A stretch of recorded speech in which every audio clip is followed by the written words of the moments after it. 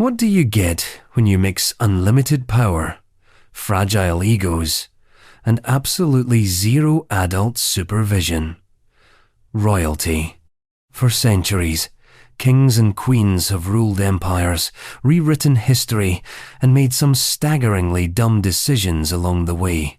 From weaponized wigs to weaponized swans, welcome to the glittering, gilded chaos of monarchy at its weirdest. These aren't just fun facts, they're cautionary tales wrapped in silk robes and powdered delusion. Buckle up, because you're about to witness 49 of the dumbest, most bizarre royal moments that somehow made it into history books and stayed there. Crowns on, brains off. Let's begin. Before we dive headfirst into royal absurdity, hit that subscribe button if you love history served with a side of sarcasm and powdered wigs. And while you're at it, drop a comment. Where in the world are you watching from? And what time is it right now? Midnight in Madrid? 3 a.m. in Manila? We see you, fellow night historians. Louis XIV turned waking up and going to bed into public theatre. It's 7:30 a.m. in the most powerful palace in Europe. A thick velvet curtain parts, a gold-encrusted door swings open, and a king half-dressed, crusty-eyed, possibly hungover, is about to be watched get out of bed. Louis XIV, the original drama queen of European absolutism, took main character syndrome to the level of state policy. For him, sleep wasn't just personal, it was political. He turned waking up and going to bed into public spectacles known as the lever and coucher, rituals so elaborately choreographed they made Broadway musicals look low effort. Each morning, nobles jostled for the honor of helping the King of France put on his stockings. Not metaphorically, that was the job. You, a duke with 400 years of family prestige behind you, might spend 6 weeks lobbying just to hold the royal shirt. And if you were especially lucky, you might get promoted to the guy who passes him the soap. The reasoning was simple. Proximity to the king meant power, and in the high school cafeteria of Versailles, no one wanted to sit at the loser table. The Sun King bathed in the social desperation of others, using these rituals to reinforce his image as the literal center of the universe. He was the Sunday. Everyone else orbited, grateful just to catch a little light, by which we mean a sniff of morning breath. Even his bedtime was an event. At night, crowds gathered again to watch Louis be tucked in. Royal blankets were arranged like relics, candles snuffed out with fanfare. If you've ever faked interest in someone else's skincare routine just to feel included, you understand the vibe. There was no such thing as private life in Louis's court, just performance. Versailles was less a home and more a 24/7 reality show, broadcast to a very specific and very anxious audience, the nobility, who had long ago traded real political power for the illusion of access. Ironically, Louis's stage-managed life made him deeply isolated. But in the same way modern influencers curate every avocado toast for likes, the king curated every movement for legitimacy. He couldn't afford not to. If power was theatre, then vulnerability was bad lighting. And yet, imagine how exhausting it must have been to be perpetually watched, to always be on, to never truly sleep without an audience. The king lived in a golden cage built from insecurity, his and everyone else's. Every bow, every whispered compliment, every nervous curtsy was a reinforcement of a lie that everyone knew, but no one could say out loud. This is all ridiculous. Which brings us to the shoes.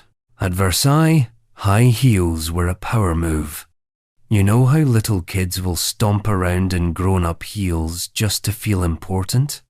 That was 17th century Versailles, except instead of kids, it was full-grown men, and instead of plastic Barbie pumps, it was elaborately embroidered, dangerously narrow, bright red heels. High heels weren't just fashionable at Louis XIV's court, they were a flex. The redder, the higher, the more impractical, the better. The Sun King himself set the trend, which meant every sycophant from Paris to Provence suddenly developed a passionate love of podiatric discomfort. But these weren't just shoes. These were weapons of status. Only the highest-ranking courtiers were allowed to wear red heels at all. If your soles were crimson, it meant you had wobbled your way into the king's inner circle. It was like being verified on Instagram, except your ankles might snap from the privilege. Of course, this had side effects. Versailles was full of men tottering around like glamorously confused flamingos. Gravel paths became obstacle courses. Sword duels happened in heels, which gave them a touch of slapstick even when blood was drawn.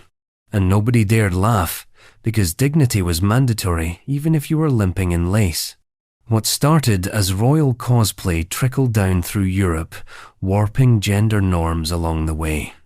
Heels were originally for men, especially men who wanted to seem taller, richer, and closer to God, or at least closer to the ceiling beams. But by the 18th century, women adopted the look too. And in a final, ironic twist, men abandoned heels altogether, deeming them feminine now that women had co-opted their swagger. Fashion is funny that way. Yesterday's masculinity becomes today's drag. The red heel that once meant aristocratic authority now signals something far more subversive on a runway. What's constant is the absurdity of using pain as proof of status. And if that sounds completely unrelatable, ask yourself, have you ever suffered through a pair of awful shoes because they made you feel just a little more important? But even red heels pale in comparison to the next royal DIY project, one that makes cosplay caves and porcelain pails seem downright humble. Marie Antoinette built a fake village to play shepherdess. In the back gardens of Versailles, far from the gold and gilt, nestled behind the marble fountains and geometric hedges, lies a strange little dream. Thatched roofs, dirt paths, a duck pond. It looks like a peasant village, except no one here smells, everyone's teeth are perfect, and the milkmaids are wearing silk. Welcome to the Hameau de la Reine Marie Antoinette's personal fantasy land. Built in the 1782nd, this artificial hamlet was where the Queen of France would go to cosplay, being poor, sort of. She wasn't mocking the lower class. Exactly. No, she was romanticizing them, fetishizing the idea of rural simplicity, like a bored billionaire on a digital detox. In her eyes, the peasants lived honest, pure lives. Which, sure, maybe they did if you ignore the dysentery, starvation, back-breaking labour, and the guillotine-shaped political storm brewing on the horizon. Antoinette's Hameau had everything. A functioning dairy, a mill, flower beds, decorative sheep, and even a little stream. But the milk pails were porcelain. The animals were shampooed. And the Queen herself never actually churned anything. She'd just put on a muslin dress, tie a ribbon in her hair, and pretend to be a shepherdess without the smell, calluses, or existential dread. It was performance again. Just like her husband's ancestors before her, Marie Antoinette lived in a world where image mattered more than substance. The difference was that her fantasy of rustic simplicity clashed violently with the brutal reality outside the palace walls. France was starving. She was playing. To be fair, the Hameau wasn't the cause of the revolution, but it became the symbol. When angry mobs later dragged her name through the dirt, this was what they pointed to. Not just the extravagance, but the tone deafness. The Queen, caught smiling in a pastoral Instagram filter while her people died in breadlines. Irony has a long memory, but not as long as her hair. And you're not ready for what she wore in it. Antoinette's towering hair once carried a model warship. You can judge a society by what it puts on its head. For Marie Antoinette, That meant stacking her national identity and maybe her delusion into a 2-foot-tall tower of powdered hair, wire scaffolding, and decorative nonsense. Her most legendary look? A literal warship. Yes, the Queen once wore a fully rigged miniature frigate as a hairstyle. The year was 1778, and France had just scored a naval victory against the British in the Battle of Ushant. The victory was modest, the politics complicated, but in Versailles, it was an excuse for fashion. Marie Antoinette, never one to underplay a moment, commissioned her hairdresser one Léonard Autier, a man with both ambition and zero concern for physics, to create the coiffure à la Belle Poule. It was a towering arrangement featuring a replica of the French ship La Belle Poule, sails unfurled, flags flying. This was not a hat, it was her actual hair, sort of. Underneath the mass of powdered curls was a structure of metal wire, horsehair padding, and enough pomade to start a small kitchen fire. It was both a feat of engineering and a fire hazard. The warship sailed above her head like an omen, or a punchline. Either way, it was noticed. Court gossip went wild. So did political pamphleteers. To her admirers, she was a fashionable patriot. To her critics, of whom there were many, she was the human embodiment of clueless aristocracy. A woman literally wearing national pride on her head while ignoring the crumbling foundations beneath her feet.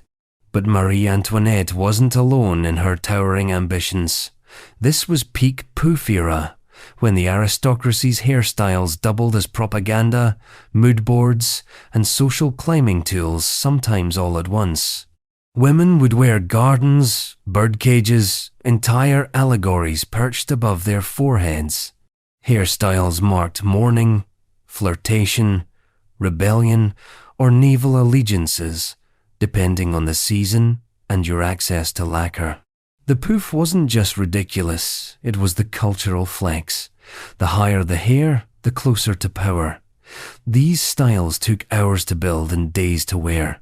Women slept upright, surrounded by pillows like scaffolding.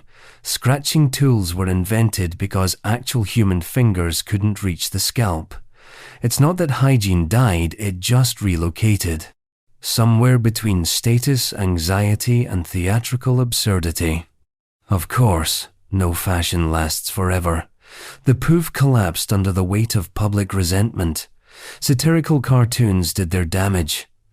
Then came revolution. And powdery white wigs were replaced with bloodless necks, metaphorically speaking, of course. Still, for a moment in time, Marie Antoinette's warship hairstyle was more than vanity. It was the pinnacle of a society that confused ornament with virtue. And even now, centuries later, we still wear things not because they make sense, but because they make a statement. And that brings us to another royal tradition that made absolutely no sense, but held shocking amounts of power. Henry VIII had a groom of the stool. If you think being close to a king was always glamorous, let's talk about a very specific form of job security. The groom of the stool. A position so intimate, so trusted, and so grossly literal that it somehow became prestigious. This was Tudor England, a time when toilets were more idea than technology. Henry VIII, a man famous for his appetites and his paranoia, needed someone to manage the royal necessities. Enter the groom of the stool, his most trusted aide, personal hygiene assistant, and bathroom bodyguard. Now, before we spiral into visual horror, let's clarify. This role was not about manual labor. The groom wasn't a janitor. He was more like a valet crossed with a protocol officer, assigned to oversee the king's private business. He prepared the toilet, ensured privacy, managed linens, and recorded the king's daily health. Yes, there were logs. And no, that's not a pun. Probably. Strangely, this position came with immense power. The groom of the stool had constant, unfiltered access to the monarch, more than most advisors, generals, or even wives. He knew secrets. He witnessed royal vulnerability. He had the king's ear, sometimes literally, sometimes while standing 6 inches from a chamber pot. By the end of Henry's reign, the groom had evolved into a key political figure. He helped manage royal correspondence, controlled access to the king, and was often consulted on affairs of state. All because he had once been trusted to manage what other men wouldn't dare discuss. In courtly life, proximity was power, and there was no proximity more intimate than this. It's a strange logic. The man who knew the king's digestion also knew the kingdom's direction. Who else could say the king's in no mood for war today, he had goose last night and it's not agreeing with him? The role persisted, in various forms, for centuries. Eventually, it became more symbolic than practical. Modern royals do not require assistance in the lavatory, one hopes. But the idea lingers. In monarchy, no detail is too small to become a court ritual. Even the toilet can be a throne. And speaking of royalty with boundary issues, imagine your ruler staring into your mouth, pliers in hand, smiling. Peter the Great practiced amateur dentistry. Most monarchs issue decrees. Peter the Great issued root canals. The Tsar of Russia, standing well over 6 feet tall and armed with a terrifying level of curiosity, was known for his passion for reform, naval innovation, and recreational dentistry. Yes, Peter had a deeply unsettling hobby, pulling teeth. His victims, willing or not, members of the Russian court. To understand this, you need to understand Peter.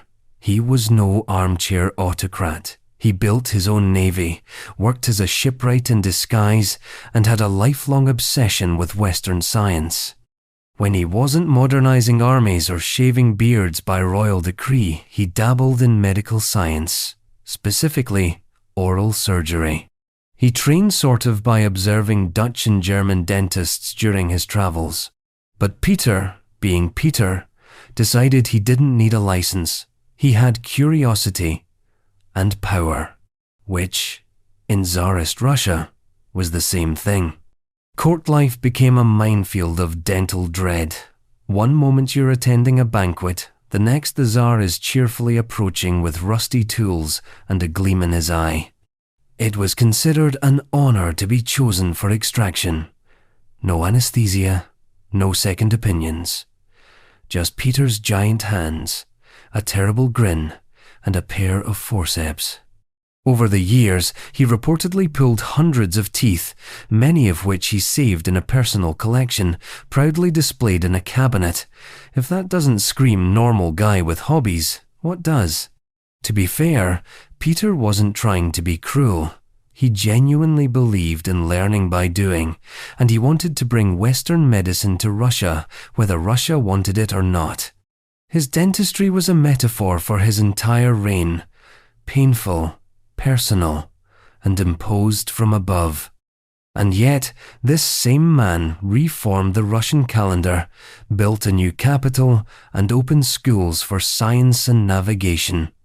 He was a monster, a genius, a dentist, and a Tsar. Sometimes all before lunch. Power, in Peter's world, wasn't just about ruling. It was about remaking others in your image, even if that meant reaching into their mouths and yanking something out. And just when you thought this couldn't get any weirder, wait until you meet the guy who built an entire regiment out of 6-foot-tall men. Just to look at them. Frederick William I of Prussia obsessively collected super-tall soldiers. Power comes in many forms: land, money, bloodlines. But for Frederick William I of Prussia, real power stood at least 6 feet tall and wore matching uniforms. Known as the Soldier King, Frederick wasn't obsessed with victory or strategy. He was obsessed with height. Specifically, the height of his personal regiment, the Potsdam Giants, a military unit made up entirely of unnaturally tall men.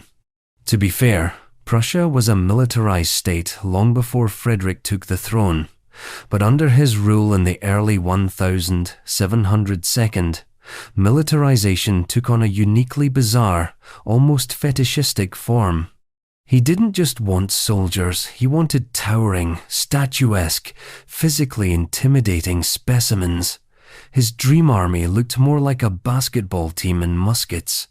Men were scouted, recruited, and, in many cases, purchased purely for their stature. Frederick paid top dollar for giants. He offered gold to foreign courts, cash to desperate families, and rewards to recruiters who could deliver height over skill.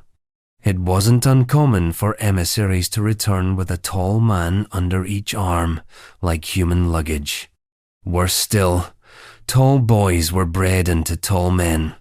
There were reports of Frederick pairing his tallest soldiers with tall women in what can only be described as forced eugenics, but dressed up in uniforms and national pride.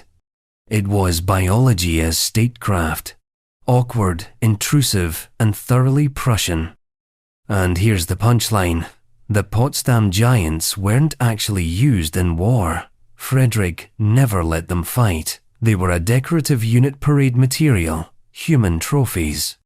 They stood in ceremonial lines, marched before visiting dignitaries, and generally existed to be admired like fine porcelain or exotic pets. The king adored them. He painted their portraits. He personally oversaw their training. He even visited their barracks with gifts, sometimes food, sometimes money, sometimes just a delighted stare. For Frederick, height was not just a symbol of power. It was power itself.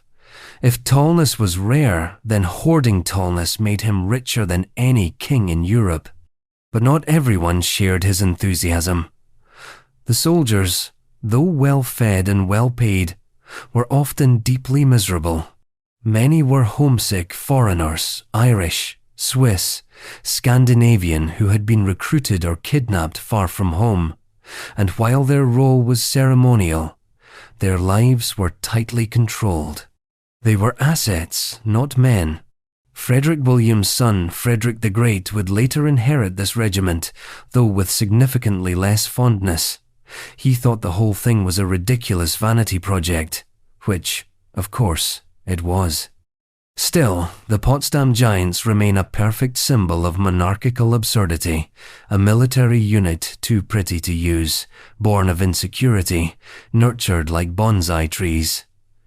They were tall, yes, but they stood for something far more fragile. And yet, when Frederick the Great died, it wasn't to be buried with a musket or a painting of his father's regiment. No, what he wanted was far more grounded. Frederick the Great asked to be buried with his greyhounds. It's 1786. The King of Prussia lies on his deathbed not in a palace, but in a humble study at Sanssouci, his favourite summer retreat. The room is simple, the curtains are drawn, and somewhere nearby, a small group of greyhounds waits quietly, sensing that something is ending. Frederick the Great, the Enlightenment warrior-philosopher, the man who bested empires and composed flute sonatas in his spare time, had one peculiar final request: to be buried next to his beloved dogs. Not in a cathedral, not under a marble tomb, just beside the simple graves of his greyhounds on a windswept terrace. This wasn't eccentricity, it was rebellion. Frederick had spent his life resisting pomp. He called ceremonies silly mummery and preferred conversation over court formality. In his old age, he found more comfort in animals than people, more sincerity in the eyes of a dog than in the flattery of a noble. His greyhounds were more than pets, they were family. He named them Alcmain, Diana, Superbay. They lounged at his feet during council meetings. He fed them by hand, and when they died, he buried each one carefully in the vineyard above his palace, marking their spots with stone and memory. But when Frederick died, his wish was ignored. His nephew, now king, had him buried in the family crypt beneath elaborate Prussian marble. The dogs remained alone, above ground, waiting. It would take nearly 2 centuries and the fall of a wall for Frederick's will to be honoured. In 1991, after German reunification, his body was quietly reinterred at Sanssouci, next to his hounds, under the open sky. No speeches, no parade, just a king, some bones, and a few scattered potatoes. Yes, potatoes. Frederick the Great, as it turns out, was also a potato influencer. During his reign, he pushed for widespread cultivation of the crop to combat famine. When peasants were skeptical, he had guards protect potato fields to make them seem more valuable, prompting theft, which in turn prompted demand. He outmarketed a root vegetable. Today, visitors to his grave leave potatoes as tribute. Some in jest, some in admiration. Some, perhaps, in unspoken recognition that greatness doesn't always mean glory. Sometimes it means loving dogs more than ministers, or understanding that hunger is more urgent than honour. It's a humble ending for a not-so-humble king. But before we get too misty-eyed, let's pivot from dogs and potatoes to something far more operatic. Ludwig II built a glowing artificial Venus grotto. Picture a cave deep in the Bavarian hills. The walls shimmer with painted stalactites. The air hums with hidden machinery. In the center, a swan-shaped boat bobs gently on an artificial lake dyed an unnatural blue. A wave of Wagnerian music swells from nowhere. And there, alone in this theatrical cavern, floats a man wearing a velvet cape and a dream that would bankrupt his kingdom. Ludwig II of Bavaria did not want to rule. He wanted to imagine. Crowned young and emotionally fragile, Ludwig retreated from reality with the fervour of a child lost in fantasy and with the state budget of a monarch. His masterpiece? The Venus Grotto. Built on the grounds of Linderhof Palace in the 1872nd, this man-made cave was designed to recreate a scene from Wagner's opera Tannhäuser, in which the hero is seduced by the goddess Venus in a magical underworld. Ludwig, a devoted Wagner superfan with a flair for overinvestment, wanted to experience this scene personally, night after night. So, he built it. The grotto wasn't just atmospheric, it was technological wizardry. It featured one of the world's first uses of electrical lighting, powered by a massive generator. Coloured filters simulated sunsets. The artificial lake had heating. The sound system included hidden speakers. It was Disneyland for one lonely king and his hallucinated ideals. He would drift through it in costume, lost in fantasy, sometimes pretending to be Tannhäuser, sometimes just enjoying the isolation. Servants waited outside, forbidden to speak. Inside, Ludwig was free to be whoever he wished. No ministers, no expectations, just velvet, myth, and music. Of course, this all came at a cost, literally. Ludwig's escapist projects drained the royal treasury. He built castles like Neuschwanstein that looked like storybooks, but left actual governance to others. Eventually, he was declared insane and deposed. He died mysteriously days later, found in a lake under circumstances still debated. And yet, Ludwig left behind something more enduring than most rulers. A mythology of longing. His grottos, castles, and romantic ruins have become pilgrimage sites. Not for what they were, but for what they tried to be. Escapes from the cruel logic of reality. He wasn't a great king, but he was a spectacular dreamer. And speaking of ice-cold fantasies, wait until you hear what one Russian empress did with a frozen river, a jester, and a very poor understanding of wedding planning. Russia's empress, Anna Ivanovna, ordered a full palace, made of ice, and staged a jester's wedding inside it. It was the winter of 1740, and St. Petersburg had turned into a frozen stage. Snow blanketed the palaces, icicles framed the canals like props in a Baroque opera, and the Neva River sat motionless, waiting. Somewhere amid all that chill and grandeur, Empress Anna Ivanovna had a vision.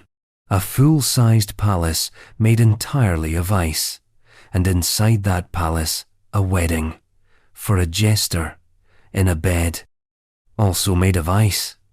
Why? Because Anna, like most absolute monarchs with too much time and too little empathy, enjoyed her entertainment, cruel, theatrical, and preferably inconvenient for everyone else. The Ice Palace was no cute novelty.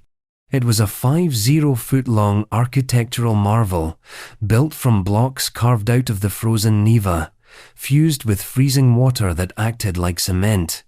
It had walls, windows, cannons, sculptures, and even working fountains that sprayed coloured water briefly before freezing into solid decorative absurdity. Everything that could be made from ice was. It sparkled. It groaned in the cold. It stood as a triumph of engineering and vanity. And at the centre of this frosty folly was the main event, the forced marriage of two imperial court jesters. One was a nobleman fallen into disgrace. The other, a Kalmyk woman of low rank. Their union, orchestrated entirely by Anna, was a performance of humiliation disguised as royal festivity.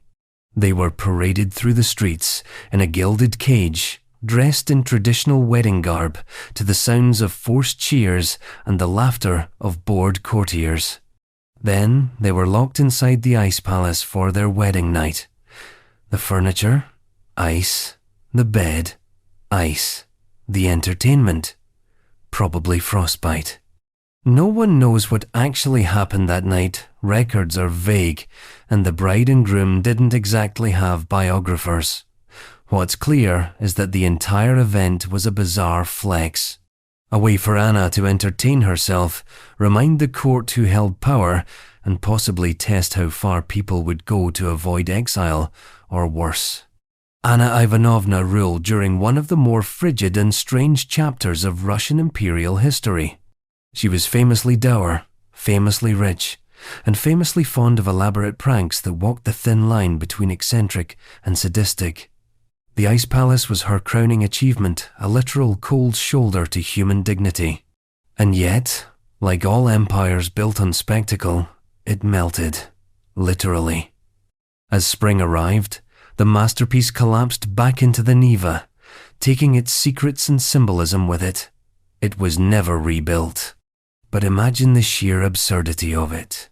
A palace of ice, born of boredom, built for spite, melted by nature.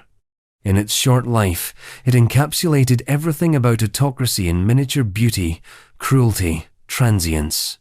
And if you think that was the weirdest courtly delusion in European history, wait until you meet a king who literally believed he might shatter like glass. France's Charles VI suffered the glass delusion and had iron rods sewn into his clothes so he wouldn't shatter.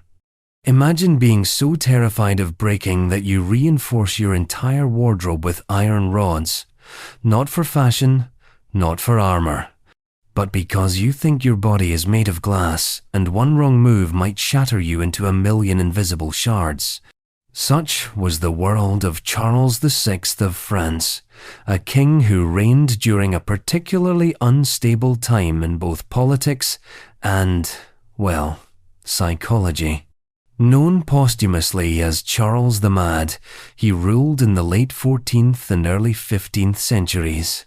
But what's remembered most is not his laws or battles, it's the terrifyingly fragile delusion that ruled his mind. At the peak of his illness, Charles reportedly believed he was made entirely of glass, not metaphorically, literally. He was afraid to move, sit, or even be touched, for fear of breaking. Servants were instructed not to approach him too quickly. His clothing was reinforced with metal stays to protect his supposedly brittle frame. Visitors were warned to avoid sudden movements. Life became a slow-motion ballet of imaginary fractures. The glass delusion, as modern psychiatrists now call it, was surprisingly common among elite Europeans during the late Middle Ages and Renaissance. Afflicting mostly educated noblemen, it blended anxiety, perfectionism, and metaphysical dread into a diagnosis that today sounds poetic but back then was paralyzing. For Charles, it was only part of a larger mental decline. He suffered from multiple breakdowns over the course of his life, sometimes forgetting his own name, sometimes attacking his own men. At one point, he reportedly ran through the halls of his castle, howling like a wolf, but the glass delusion stuck in the public imagination because it was just so visibly sad. A king, shielded by layers of metal and fabric, afraid of his own fragility. And yet, it resonated. This wasn't just madness, it was metaphor. A ruler obsessed with the fear of shattering, living in a court already cracking under the weight of corruption, civil war, and religious strife. His body wasn't glass, but his kingdom certainly felt like it. What makes the story stranger is how much effort went into humoring the delusion. Nobody staged an intervention. No one dared contradict him. Everyone simply padded his surroundings, stitched his reinforced outfits, and tiptoed through governance. Because in a monarchy, when the king thinks he's made of glass, the court quietly becomes a greenhouse. And yet, Charles wasn't alone. Not even in his own mental glass house. One royal took the delusion even further by swallowing it whole. Princess Alexandra of Bavaria believed she'd swallowed a glass grand piano that might break if she moved wrong. If Charles VI feared breaking from the outside, Princess Alexandra of Bavaria took it to another level, believing she'd already swallowed the glass. Not a shard, not a goblet, a full-size, ornate, grand piano, made entirely of glass, sitting inside her body, delicately, threatening to break with every breath. Alexandra was born in 1826, the daughter of King Ludwig I of Bavaria. By all outward accounts, she lived the life of a devout, highly educated princess, well-read, deeply religious, and entirely out of step with reality. From a young age, she exhibited obsessive behaviors, dressing only in white, avoiding certain foods, and walking with unnatural caution as though protecting something fragile inside her. That something was eventually revealed in a confession. She believed that, at some point in her childhood, she had accidentally swallowed a glass piano. She feared it might shatter if she moved the wrong way, jostled her torso too much, or laughed too hard. Now, before we dismiss this as simple fantasy, understand that the glass delusion wasn't seen as a joke. It was considered a legitimate medical condition, albeit one rooted in a mix of psychology, metaphor, and cultural anxiety. In Alexandra's case, it may have been a physical manifestation of the impossible expectations placed upon royal women: purity, perfection, stillness, beauty, and silence. After all, what better metaphor for a royal daughter than a beautiful, breakable object hidden within, seen by no one, but defining every movement? Her condition never led to public disgrace. Unlike male royals whose madness threatened dynasties, Alexandra's delusion was treated as a feminine eccentricity. She never married. She lived quietly, wrote religious texts, and was eventually buried in the white dress she always wore. Her piano, presumably, stayed unshattered. But her story remains one of the strangest psychological mysteries in royal history, not because it was dramatic, but because it was so quiet. No ice palaces, no exploding tempers, no royal decrees. Just a slow, fearful life, shaped by the imagined weight of an invisible, impossible instrument. And still, compared to the Queen who single-handedly made fir trees fashionable in Britain, it almost sounds quaint. Queen Charlotte popularised Christmas trees in Britain by putting one up at Windsor in 1800. Today, it's nearly impossible to imagine a British Christmas without twinkling lights, glass, ornaments, and that noble fir or spruce standing like a guest of honour in the living room. But long before Charles Dickens immortalised the holiday spirit, and long before Victorian England decided to invent the modern Christmas, one royal woman brought over a German tradition that turned an evergreen into a national icon. That woman was Queen Charlotte of Mecklenburg-Strelitz, wife to King George III, mother to 15 children, and arguably the reason your living room smells like pine every December. In the year 1800, at Windsor Castle, Queen Charlotte decided to throw a Christmas party for the royal children. This was not a standard Yuletide gathering. No wassailing, no carolers.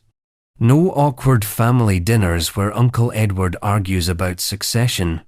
Instead, she had an entire yew tree brought inside the royal residence decorated with sweetmeats, toys, fruits, and lit candles.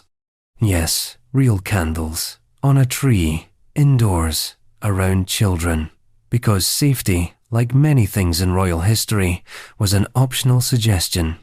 But what really captured people's imaginations was the spectacle. It wasn't just festive, it was enchanting. Guests marvelled at the novelty. The tree glittered. Gifts were plucked from branches. Children shrieked in delight. And somewhere in the background, a German queen watched as a piece of her homeland took root in British soil. Charlotte hadn't invented the Christmas tree, of course. The custom had been part of German holiday tradition for centuries, but she was the first to transplant it directly into the heart of the British monarchy, and from there it began to spread. Slowly at first, mostly among the aristocracy, who were always eager to imitate the court. Then faster, as printers and illustrators began to depict festive evergreens in holiday pamphlets and early greeting cards. The real explosion came later, under Queen Victoria and Prince Albert, who turbocharged the trend in the 1842nd. But it was Charlotte who laid the groundwork, who set the scene, lit the candles, and gave British Christmas its green, spiny centerpiece. It's worth noting how strange this must have seemed in 1800. Bringing a tree inside your house was not normal. It was vaguely pagan, a little eccentric, and definitely foreign. But Charlotte's quiet influence reframed it, not as a threat, but as a charming familial ritual, an invitation to joy. And maybe that's the heart of it. Amid wars, political upheaval, and a marriage strained by King George's worsening mental health, Charlotte found comfort in tradition. In a tree, in a moment of warmth that, for once, wasn't about empire, etiquette, or diplomacy. Just a tree, and some kids, and a flash of magic. Speaking of royal pets, let's look at another monarch who adored her family, just not the human kind. Elizabeth II loved corgis so much she helped create the Dorgie. There's a long tradition of royals keeping animals. Hunting dogs, falcons, elephants from foreign lands, the occasional lion. But no British monarch embraced canine companionship with quite the same enthusiasm or consistency as Queen Elizabeth II. Her breed of choice, the stubby-legged, fox-eared, perpetually indignant corgi. Elizabeth didn't just own corgis, she defined them. She was given her first, named Susan, for her 18th birthday. After that, it was a never-ending line of small, high-status fluff missiles zooming through Buckingham Palace corridors like furry torpedoes. Susan was more than a pet, she was a matriarch. Elizabeth loved her so much that Susan secretly accompanied her on her honeymoon in 1947. From Susan came generations of royal corgis, all bred under the Queen's supervision, with names that veered between dignified and cartoonish: Sugar, Whiskey, Holly, Willow, and Monty, to name a few. But the Queen didn't stop at purebreds. At one point, one of her corgis had a romantic liaison with Princess Margaret Dachshund, the resulting crossbreed, a Dorgie. And thus, a new hybrid was born, part corgi, part dachshund, all royal chaos. The Queen reportedly found the result delightful. Dorgies were shorter, longer, and possibly even more opinionated than their full corgi cousins. They were playful, stubborn, and just the right amount of unpredictable qualities that, by some accounts, mirrored Her Majesty's own private sense of humour. Her love of corgis and dorgies wasn't just sentimental. It was ritualistic. They travelled with her, had their own menus, their own room, even their own footmen. Staff were given detailed instructions on their diets and temperaments. One anecdote suggests that during a foreign visit, the Queen's dogs were sent their meals via diplomatic pouch. Think about that. A Dorgie receiving a government-secured Tupperware of beef stew. But beyond the protocol and pampering, the dogs were a constant. Through decades of global change, royal scandals, personal loss, and constitutional crises, they were her steadfast companions. They barked through state meetings. They photobombed official portraits. They snapped at footmen's ankles. They gave the monarchy a strange sort of grounding proof that even queens need someone who will sit on their feet and shed fur on priceless carpets. It's poetic, in a way. The crown, with all its pageantry and history, balanced by the presence of a waddling, yapping sidekick. A reminder that even at the top, you still have to scoop the occasional mess. And speaking of subtle signals, let's move from barking dogs to the quiet weaponry of the Queen's favourite fashion accessory. The Queen reportedly used her handbag as a secret signal. The Queen's handbag. You've seen it. Small, boxy, unassuming, clutched firmly in the crook of her arm like a mildly threatening accessory. It never changed with trends. It never went out of style, and for most people, it was just a purse. But in the royal theatre of etiquette and controlled appearances, it was much more. It was a code. According to palace insiders and a few brave royal reporters, Queen Elizabeth II used her handbag to discreetly communicate with her staff, a language of leather and hardware subtle, silent, and highly efficient. Shift the handbag from one arm to the other? That meant, I need an exit from this conversation, politely. Now, place the bag on the floor during a meal? Get me out of here. Set it on the table? This event is going long. Time to wrap up. Like a magician with a deck of cards, the Queen turned something ordinary into a finely tuned signal system, all without ever raising her voice or breaking composure. What made it brilliant was the deniability. No guest could accuse her of rudeness. No camera ever caught her giving the game away. The bag just moved. And somewhere in the background, a staff member would materialize with a well-timed interruption. Your Majesty, the ambassador is waiting. Pardon, ma'am. The Duke requires your attention. Cue the escape. Clean, controlled, cordial. This wasn't petty. It was tactical. The Queen spent most of her life trapped in conversations she didn't initiate, with people she couldn't offend. The handbag was a way to reclaim agency in a world where every word, gesture, and facial expression had geopolitical consequences. It also became iconic. She owned over 200 bags, most from the same brand, Launer, each one nearly identical. They weren't about variety, they were about consistency. The Queen didn't wear fashion, she wielded it. Even her supposed mundanity became part of the legend. The woman who ruled over a commonwealth of billions, who met with prime ministers weekly, carried breath mints and reading glasses in a purse that doubled as diplomatic semaphore. It's the kind of detail that turns history into folklore. A queen, surrounded by protocol, using a handbag to outmaneuver the press, the public, and the occasional dull diplomat. Because even at the highest levels of power, sometimes you just need a socially acceptable excuse to get out of a terrible chat. And speaking of wild royal possessions, next up is a king who kept something far less subtle than a handbag, a whole polar bear on a leash in the Thames. England's Henry III kept a polar bear at the Tower of London and let it fish in the Thames on a long chain. When you think of the Tower of London, you probably imagine dungeons, crown jewels, and a heavy fog of medieval paranoia.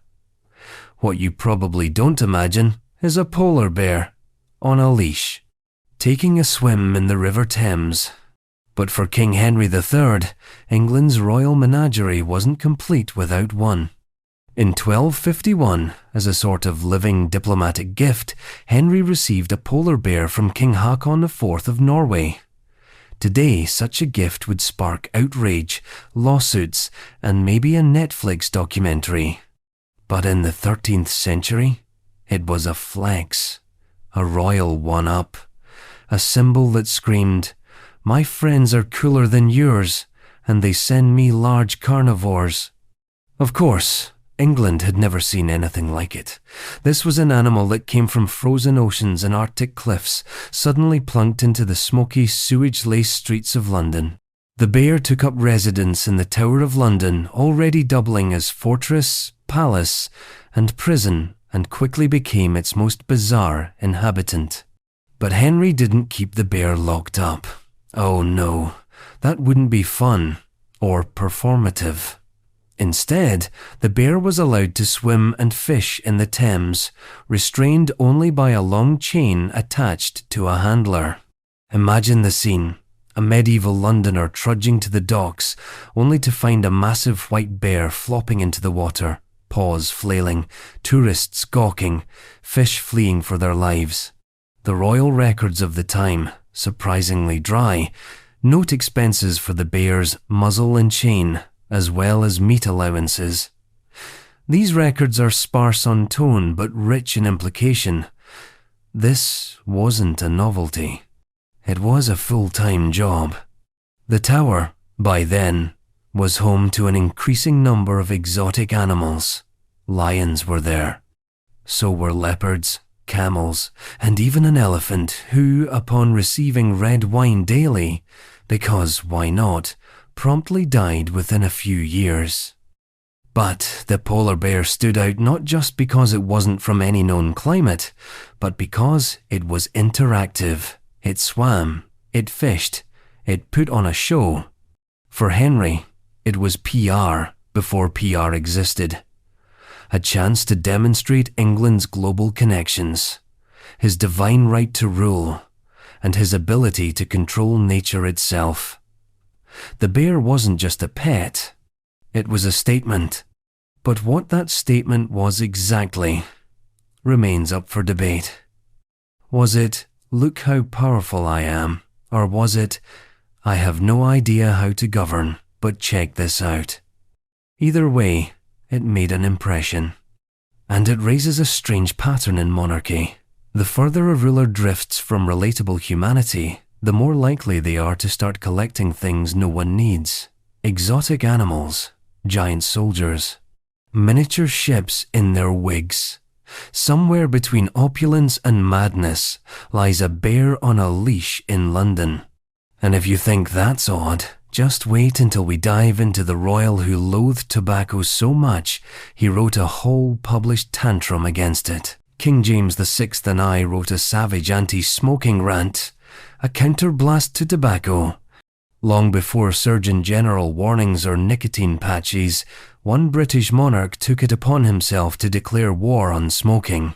Not through law or regulation, but through sarcasm, disdain, and a truly spectacular piece of royal shade. Meet King James VI of Scotland, later James I of England, a monarch known for uniting crowns, sponsoring Bible translations, and absolutely loathing tobacco. In 1604, he published a short, angry pamphlet titled A Counterblast to Tobacco. It was part health advice, part public policy, and part literary roast. Think of it as the 17th century version of a blog rant, if that blog were written by a king with access to a printing press. James wasn't subtle.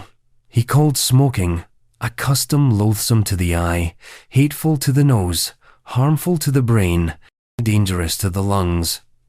He described smokers as foolish copycats and questioned why any man would voluntarily stifle himself with smoke. The tone is pure royal scorn, like watching a monarch subtweet a national habit. What made this even stranger was how common tobacco had become in England by then. Introduced just decades earlier by explorers and colonists, smoking was spreading rapidly. Pipes were chic. Smoking houses were the social clubs of the day. Even courtiers were puffing away in fashionable rebellion. James was having none of it. In A Counterblast, he not only attacked the physical effects of smoking, claiming it turned the lungs as black as ink, but framed it as a moral failing. Smoking, he argued, was a filthy foreign vice, something imported, non-English, and therefore suspicious. He even got personal. He mocked the very act of smoking, the puffing, the lighting, the flicking of ashes. To him, it wasn't just unhealthy, it was undignified. The aesthetic offence of seeing someone in a smoke, like the hellish fog of Acheron, seemed to bother him more than the cancer risk. The best part? His rant didn't really work. Tobacco sales kept rising. Smokers ignored the king's literary rage. And even though James raised taxes on tobacco to try and curb the trend, people just paid more to keep puffing. It was one of history's earliest and most poetic failures in public health policy. Still, give the man credit. Before doctors, before data, before anyone had a clue what cigarettes would do to the lungs, here was James I, standing on his moral soapbox, yelling into the fog. And sure, he may have been overly dramatic, but he wasn't wrong. It's a strange legacy. Kings are often remembered for battles, alliances, or architectural projects. But James gave us something different. A furious, foot-stomping literary hissy fit against second-hand smoke. And it's worth noting he had a pretty good point. If only more monarchs had applied this much passion to policies that didn't involve wigs or wars. But enough moralizing. Let's get back to eccentricity. Because the next royal took playtime so seriously, he turned his childhood hobby into an elite military machine. Peter the Great's childhood toy army grew up to become Russia's elite Preobrazhensky and Semyonovsky guards. Most kids outgrow their childhood games. Peter the Great did not. While other royals were being schooled in Latin and etiquette, young Peter was assembling makeshift regiments in the fields outside Moscow. What started as a boyhood diversion, complete with toy weapons and backyard drills, slowly morphed into something far more serious: the foundation of Russia's first modern elite guard units. These weren't imaginary soldiers. Peter recruited the children of nobles and even adults to play war with him. They wore uniforms, followed mock battle plans, and staged fake sieges. For Peter, it wasn't fantasy, it was practice, the kind of hands-on, trial-by-play strategy that only a future Tsar could afford to take this seriously. And when Peter became Tsar, he didn't abandon his toy army. He promoted it. The ragtag band of boy soldiers became the Preobrazhensky and Semyonovsky regiments, elite divisions that would serve as his personal guard and the spearhead of Russia's military reforms. Trained in Western tactics, these units were disciplined, loyal, and terrifyingly effective. They marched differently, fought differently, thought differently. They were Peter's vision of what the Russian military could be: modern, professional, and controlled not by hereditary privilege but by merit. This transformation wasn't just symbolic, it was foundational. These regiments went on to play key roles in major battles, internal security, and palace coups. They even helped enforce Peter's sometimes wild reforms, from beard taxes to calendar changes. But they were always more than just soldiers. They were a living relic of Peter's obsession with transformation. He didn't just build a new army, he grew it, from the seeds of childhood curiosity and unfiltered ambition. It's hard to overstate how bizarre this is. Monarchs have started wars. Few have started them with the same people they once pretended to fight using sticks and imagination. Peter literally molded his vision of Russia in the image of his own games. Of course, like most of his ideas, it walked the line between genius and overreach. But in the strange logic of monarchy, that line often disappears entirely. And in Peter's world, nothing, not even a childhood toy, was off limits for reinvention. And speaking of reinvention, the next royal story features a palace that beat the White House in a race most people don't even know existed: electric lights. In the 19th century, in Hawaii, Hawaii's king, Kalakaua, lit Iolani Palace with electricity in 1887 before the White House. When you think of 19th century innovation, early electricity, modern architecture, monarchs dabbling in technology, Hawaii probably isn't the first place your mind goes. And yet, in the year 1887, on a small island chain in the Pacific, a royal palace flipped a switch that would shock most of the Western world. That palace was Iolani, and its king, David Kalakaua, made history by illuminating it with electric lights 4 years before the White House got around to doing the same. Yes, you read that right. While US presidents were still shuffling around by candlelight and gas lamp, Kalakaua was walking beneath chandeliers powered by dynamo generators, casting clean, buzzing light across hand-carved koa wood paneling and imported crystal. It wasn't just impressive, it was intentional. Kalakaua didn't electrify Iolani Palace for convenience.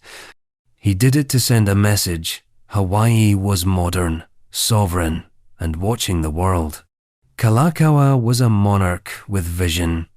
Sometimes grandiose, sometimes ill-timed, but always ambitious. Known as the Merry Monarch for his passion for music, hula, and cultural revival, he also had an insatiable curiosity for science and innovation. During a world tour in 1881, the first ever undertaken by a reigning monarch, he visited Thomas Edison's laboratories, got inspired, and returned determined to light up his island kingdom with the future. To make it happen, Kalakaua commissioned the construction of a small electrical plant just outside the palace. It powered 325 incandescent bulbs, enough to make Iolani gleam like a futuristic vision dropped into a lush tropical dreamscape. Visitors marveled, foreign dignitaries blinked. And back in Washington, the halls of power still flickered with the uneven glow of gas.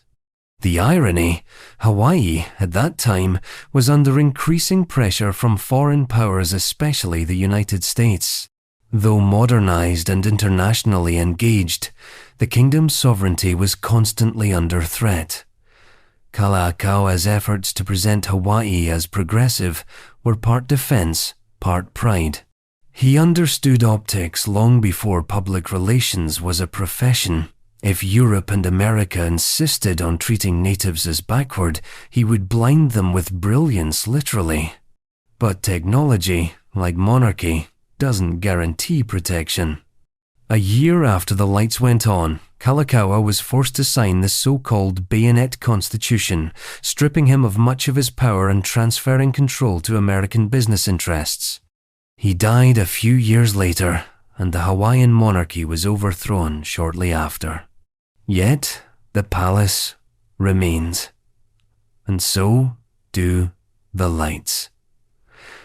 Today, You can walk through Iolani and see the same electric fixtures restored, but still humming with history. They're not just historical oddities, they're symbols of what was almost possible. Hawaii had a king who believed in the future, and for a brief moment, he outshone empires.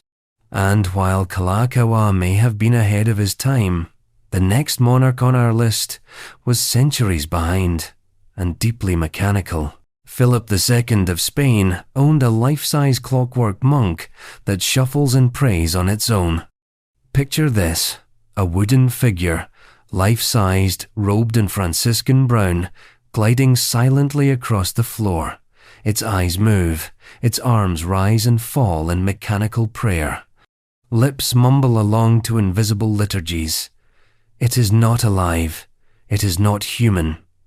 It is a robot monk. Yes, Philip II of Spain, the man who ruled the largest empire the world had ever seen in the 16th century, owned a clockwork automaton in the form of a monk. It was no toy.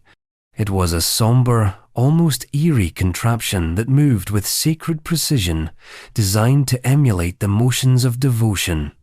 Its origin story is just as strange. According to legend, the robot was commissioned by the Spanish king in thanks for a miraculous recovery, either his own or that of his son, depending on the version.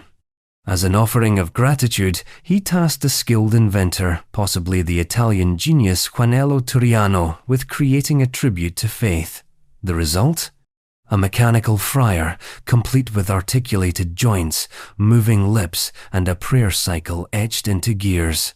The monk could walk forward, turn its head, beat its chest, and raise a crucifix in blessing. This was no wind-up toy. It was a feat of Renaissance engineering. A meditative machine built not to entertain, but to inspire. Of course, not everyone saw it that way. By today's standards, it sounds like the premise of a gothic horror film. But for Philip, a man known for his rigid piety and cold logic, the mechanical monk was a physical embodiment of the faith as disciplined worldview he championed. Predictable, repetitive, eternal. Spain under Philip wasn't exactly a party. This was the age of the Inquisition. Protestantism was spreading. Wars of religion were brewing. In this context, the monk wasn't just spiritual, it was political. A quiet symbol of obedience and control. And yet, its very existence poses questions. What does it mean to build a praying machine? Is devotion still sacred if it comes from gears and springs? Or does it become a parody of belief faith reduced to choreography? The robot monk survives today, preserved in museums, still functional, still eerie. Watching it move is like peering into the soul of a man who tried to fuse religion with engineering, who wanted to mechanize salvation. It also shows how far a king will go to impress God, or himself. And speaking of divine delusions, meet the emperor who lost the chariot race but still went home with the gold. Emperor Nero won Olympic events, even after falling out of his chariot. Because, well, emperor. In the grand tradition of fixing contests, few moments in ancient history are as hilariously on brand as Emperor Nero's Olympic performance in 67 AD. He entered a chariot race, fell out mid-course, didn't finish, and still walked away with first prize. Because when you're Emperor of Rome, you don't lose. You redefine winning. Let's rewind. Nero was visiting Greece on a sort of political cultural tour, read, extended vacation with a lot of flute playing. He adored Greek culture and was desperate to be taken seriously as an artist, athlete, and all-around Renaissance man centuries before the Renaissance. So, when the Olympics came around, Nero pulled rank. Traditionally, chariot races featured 4-horse teams. Nero entered with 10, because subtlety wasn't his strong suit. The race began. Chaos ensued. At some point, Nero, possibly lacking both experience and common sense, fell from his chariot and had to be carried off the track. He didn't finish the race. He probably didn't even see the finish line. But when it came time to announce the winner, the judges declared it was Nero, of course. Why? Because he would have won had he not, catastrophically failed. There's something almost beautiful in the logic. Performance trumps results. Intent is everything. And if you're powerful enough, not even failure disqualifies you. But Nero didn't stop there. He also competed in singing contests, poetry recitations, and lyre performances. Shockingly, he won every event. Audiences were encouraged to applaud. Judges knew better than to hand second place to anyone else. After all, disagreeing with Nero wasn't a difference of opinion, it was a risk assessment. His return to Rome was triumphant, at least in his own mind. He paraded through the streets bearing over 1,800 crowns and medals, symbols of victory so absurd they might as well have been participation trophies from a children's carnival. Only bloodier. Nero's Olympic performance is remembered not for athleticism, but for ego. It remains one of history's best examples of how unchecked power warps not just truth, but even the definition of success. And it sets us up perfectly for our next royal delusion. The emperor who loved his horse so much, he almost gave him a job. A very important one. Ancient sources claim Caligula made his horse a priest and planned to make him consul, possibly satire, but too good not to tell. In the long and noble tradition of absolute power short-circuiting the human brain, Emperor Caligula remains one of history's most flamboyant cautionary tales. Whether the stories about him are true, exaggerated, or full-on Roman smear campaigns, one tale stands tall on 4 legs and a custom marble stall. His name was Incitatus. And according to ancient sources, he was not just a horse, he was on the fast track to becoming a Roman consul. Let's back up. Caligula, who reigned from 37 to 41 AD, had a reputation for excess, megalomania, and a flair for theatrics that made Nero look like a minimalist. He inherited the empire from Tiberius and almost immediately took a sledgehammer to the concept of restrained governance. Banquets turned into pageants, public funds into private games, and temples into glorified ego mirrors. But nothing, perhaps, summarized Caligula's era better than the tale of his beloved stallion. Incitatus, Latin for swift or impetuous, wasn't just a racehorse. He was pampered to a degree that would make modern pet influencers look budget conscious. The animal had a marble stable, an ivory manger, and a blanket dyed in royal purple. Servants attended to his every need. He dined on oats mixed with gold flakes, because nothing says imperial discretion like feeding your horse literal currency. The punchline? Caligula allegedly planned to make him consul. That's right, the highest elected office in the Roman Republic. A role held by statesmen, generals, and power brokers. And Caligula, the emperor of emperors, thought it might be fun or maybe just cathartic to appoint a horse. Now, historians have long debated the authenticity of this tale. Was it true? Was it metaphorical? Was it satire written by Roman historians who couldn't believe what they'd seen or wanted to get a few digs in? Suetonius, the notoriously gossipy biographer, swore by it. Cassius Dio rolled with it. Tacitus was tellingly silent. But even if the story's details are suspect, its meaning is not. Caligula's Rome was a court where absurdity was indistinguishable from governance, where the emperor's word reshaped reality, even if that reality involved parliamentary horses. Whether he meant it as a joke, a threat, or some deranged performance art, The message was crystal clear. I can replace your most sacred institutions with a nay. It was an insult wrapped in satire, dipped in madness. And, in its own darkly hilarious way, it worked.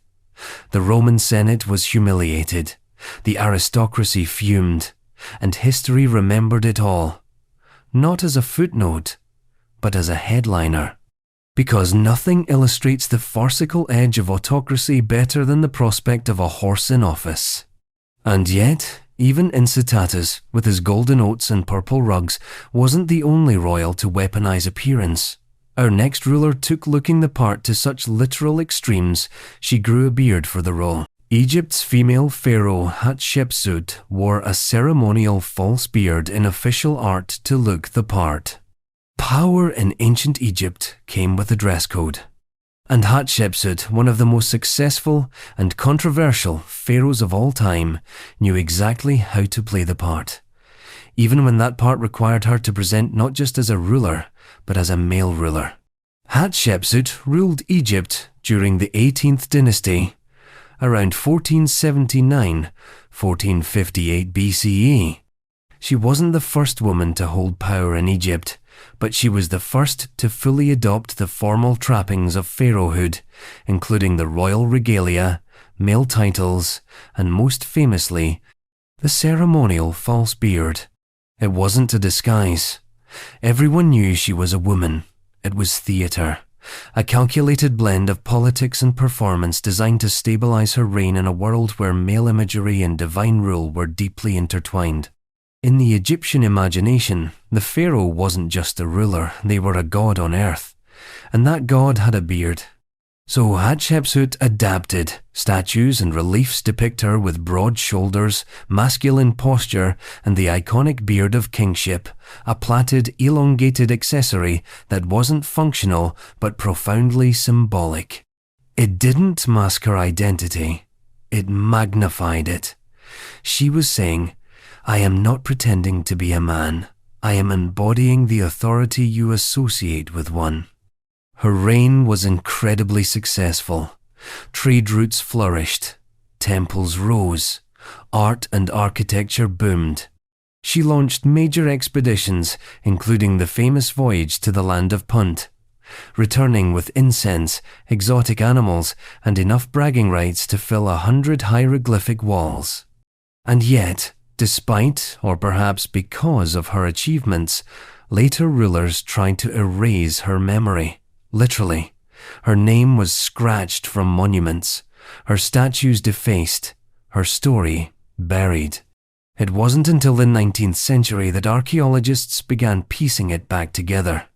Today, Hatshepsut is recognized not just as a pioneering female ruler, but as a master strategist in the politics of image.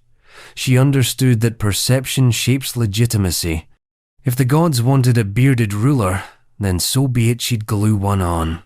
Her story sits at the crossroads of gender, power, and illusion. A woman who ruled like a man, not because she wanted to be one, but because the world refused to see female sovereignty without a costume change. And speaking of rulers who couldn't resist leaving their personal mark on things, next up is an emperor who looked at priceless art and thought, you know what this needs? A poem, and my name repeated. A lot. China's Qianlong Emperor was an obsessive art annotator who stamped and inscribed poems all over masterpiece paintings. Some rulers collect art, others curate it. But the Qianlong Emperor of Qing Dynasty China did something altogether different. He left Yelp reviews, in calligraphy, on the actual painting. Over the course of his long reign, 1735-1796, the Qianlong Emperor amassed one of the largest and most extraordinary art collections in imperial history. Scrolls, ceramics, bronzes, paintings, you name it, he had it. He wasn't just a hoarder, he was a connoisseur, a patron, and, perhaps most controversially, an editor. You see, Qianlong didn't just look at a painting and admire it quietly. He wanted a dialogue, so he wrote one, right on the canvas. If he liked a painting, he'd write a poem about it. If he really liked it, he'd stamp it with his personal seal, then another, and another. Some works contain dozens of his red vermilion stamps, each bearing one of his many titles. The effect? A tranquil landscape might be framed not just by misty mountains, but by a bright red Qianlong-sized ego cloud. To be fair, he wasn't a hack. His calligraphy was excellent. His poetry was, occasionally, moving, but the intrusion was undeniable. Imagine owning a Rembrandt and deciding to scrawl your thoughts across the sky in permanent marker. That was Qianlong, except in silk and ink. Why did he do it? In part, reverence. In Chinese tradition, scholars often left annotations on scrolls as a form of intellectual communion, but Qianlong took it further. He wasn't just engaging with the work, he was claiming it, branding it, weaving himself into the history of the object. To him, owning the art wasn't enough. He had to inhabit it. Modern art historians are divided. Some see it as sacrilege. Others, as a uniquely personal touch, an emperor inscribing his soul into the objects he loved. Either way, it's unforgettable. His presence lingers not just in museums, but directly on the surfaces of ancient beauty. And for the Qianlong emperor, that was the point. Art was not passive. It was participatory. And what better way to be remembered than through a legacy stamped repeatedly across centuries of canvas? Of course, when you live in a world where image is everything, sometimes even your fingernails become a canvas. Qing court fashion flex, Empress Dowager CIXI, and imperial women wore long gold nail guards to protect ultra-long nails. Imagine hands so sacred they must not be used, fingers so exalted they cannot touch. Now imagine wrapping those fingers in shimmering gold armor, not for battle, but for beauty. Welcome to the Qing Imperial Court, where Empress Dowager CIXI and her entourage turned fingernails into fashion statements, spiritual symbols, and status signals all at once. At first glance, the images are mesmerizing. CIXI reclines in elaborate silk robes, her fingers stretched forward, each one sheathed in a golden claw. These are nail guards, often up to 6 inches long, curved like talons and encrusted with jewels. Some were engraved with dragons, others glinted with pearls. And all of them served a singular purpose, to protect long natural fingernails, which were, quite literally, grown as proof that the wearer had transcended labor. Because in the Qing dynasty, long nails meant one thing: I don't work, I don't lift, I don't cook, I don't sew, I don't clean. The longer the nails, the higher your social status. And if you were truly powerful, like CIXI, you didn't just grow them, you doubled down with elaborate gold casings, broadcasting your untouchability in 24-karat clarity. CIXI, the de facto ruler of China for nearly 5 decades in the late 19th century, was no stranger to strategic aesthetics. She knew power didn't just come from edicts, it came from image. Every inch of her public appearance was calculated. The embroidered dragons on her robes, the jade in her headdress, and yes, the dazzling nail guards on her fingers. She wasn't just a regent, she was a living symbol of divine authority. And nothing said above mortal toil like fingers too fragile for functionality. But these weren't just vanity accessories. They were ritual objects, cultural artifacts, and tools of visual dominance. They showed refinement. They implied literacy, cultivation, and the luxury of time. And perhaps most importantly, they created a physical barrier between ruler and ruled. You don't reach out and touch the Empress Dowager. She is gilded, she is distant, and she literally can't shake your hand without risking a manicure worth more than your house. Practicality, of course, was out the window. Eating required assistance. Dressing required attendance. Even writing became a delicate dance of posture and poise. But that was the point. In the Qing court, the less you could do, the more powerful you must be. And the guards themselves? Works of art. Crafted by palace artisans, often in pairs, they were made from precious metals, sometimes shaped into phoenixes or lotus blossoms. Some were hinged. Some were solid. All were expensive. They are now displayed in museums, relics not just of beauty, but of a lost system of visual hierarchy. In a world where labor was shameful for the elite, long nails weren't just tolerated, they were expected. And while modern life has mostly pruned them back to manageable sizes, with exceptions in the influencer industrial complex, the symbolism lingers. Because, whether it's golden nail guards or designer handbags, power still often resides in the things that prevent us from having to touch the world ourselves. And speaking of power expressed through decorative aggression, let's move from royal fingernails to a mechanical tiger with a built-in organ and a grudge. Tipu Sultan's favourite conversation piece. A roaring organ-powered automaton of a tiger mauling a soldier, Tipu's tiger. In the halls of 18th century Mysore, Tipu Sultan had many treasures, silks, swords, emeralds the size of quail eggs. But none captured the imagination or struck fear into his colonial enemies quite like a wooden automaton shaped like a tiger ripping into a prone European soldier. The best part? It played music. Yes, Tipu Sultan, the so-called Tiger of Mysore, owned an automaton known simply as Tipu's Tiger, a life-sized mechanical sculpture depicting a tiger mid-maul, complete with growling sound effects and an organ tucked inside the victim's torso. Turn the crank, and the soldier groans, the tiger snarls, and the organ lets out a cheerful little tune, because vengeance sounds better with a soundtrack. Let's not mince it. Tipu was no subtle statesman.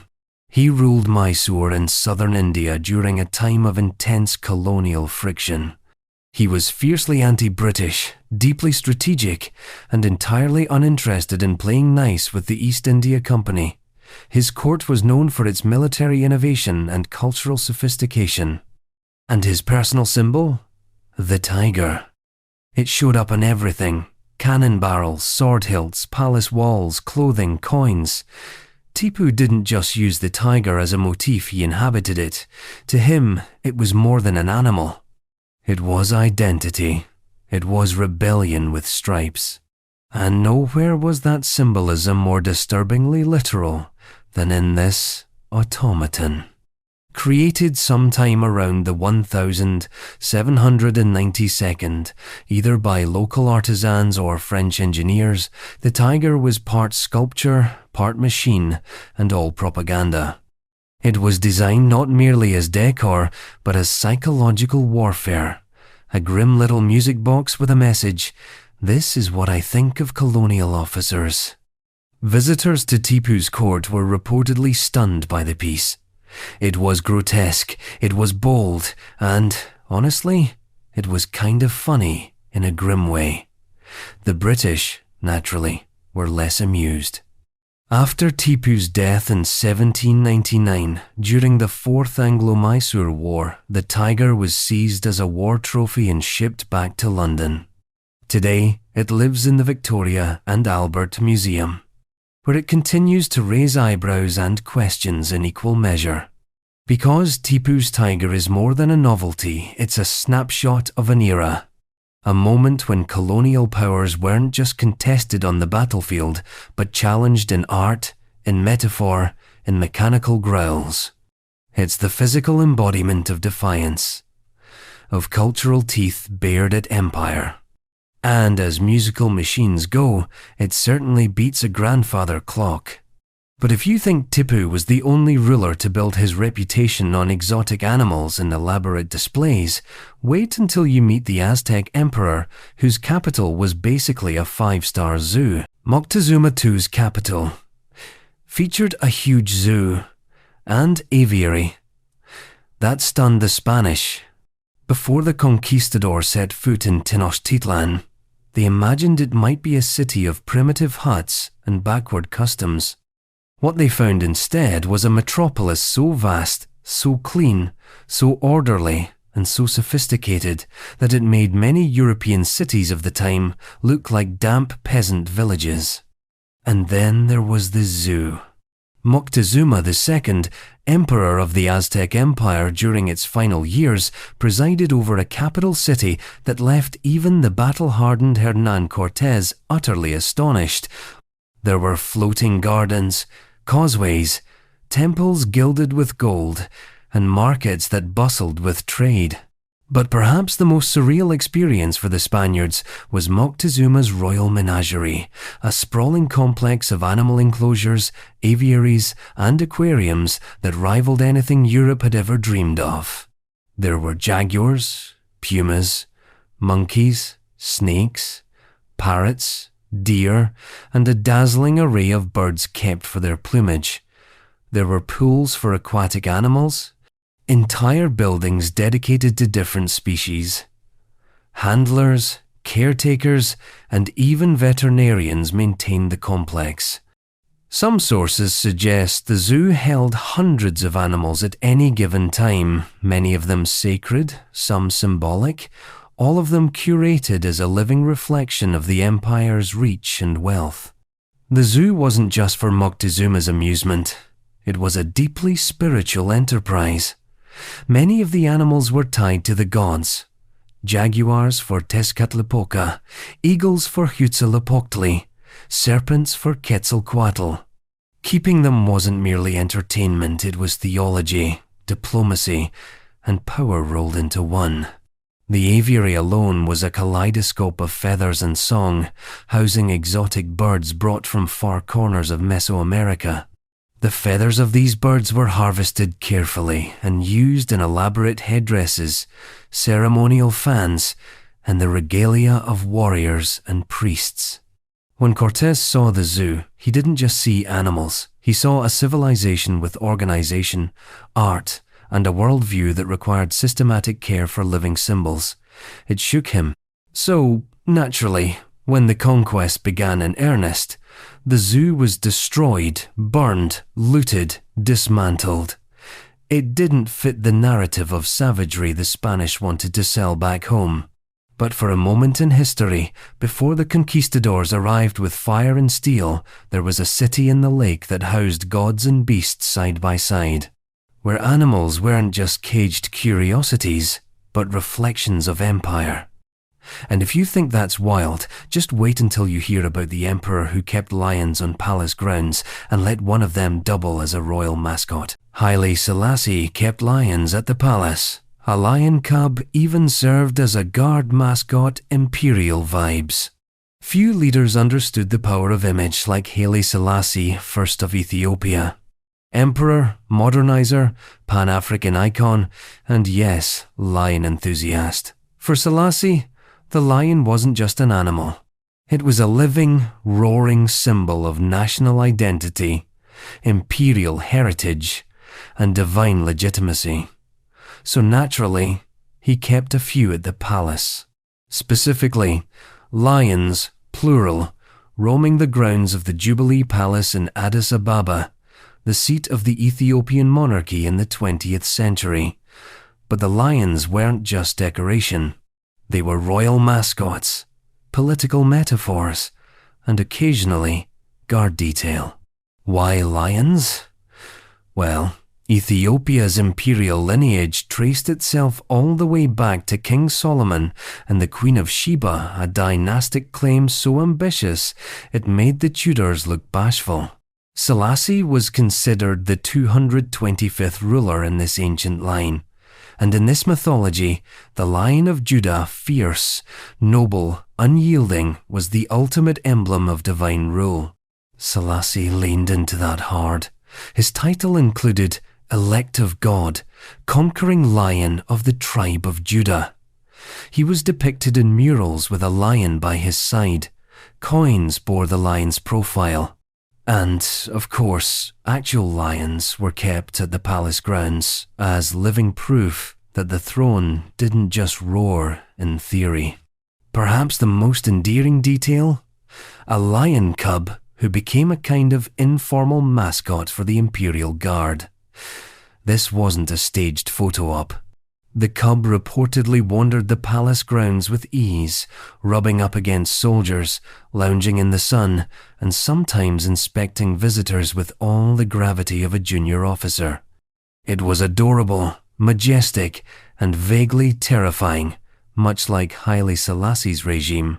This blending of symbolic animal imagery with political reality wasn't just Selassie's personal flourish, it was a pattern repeated in Ethiopian statecraft for centuries.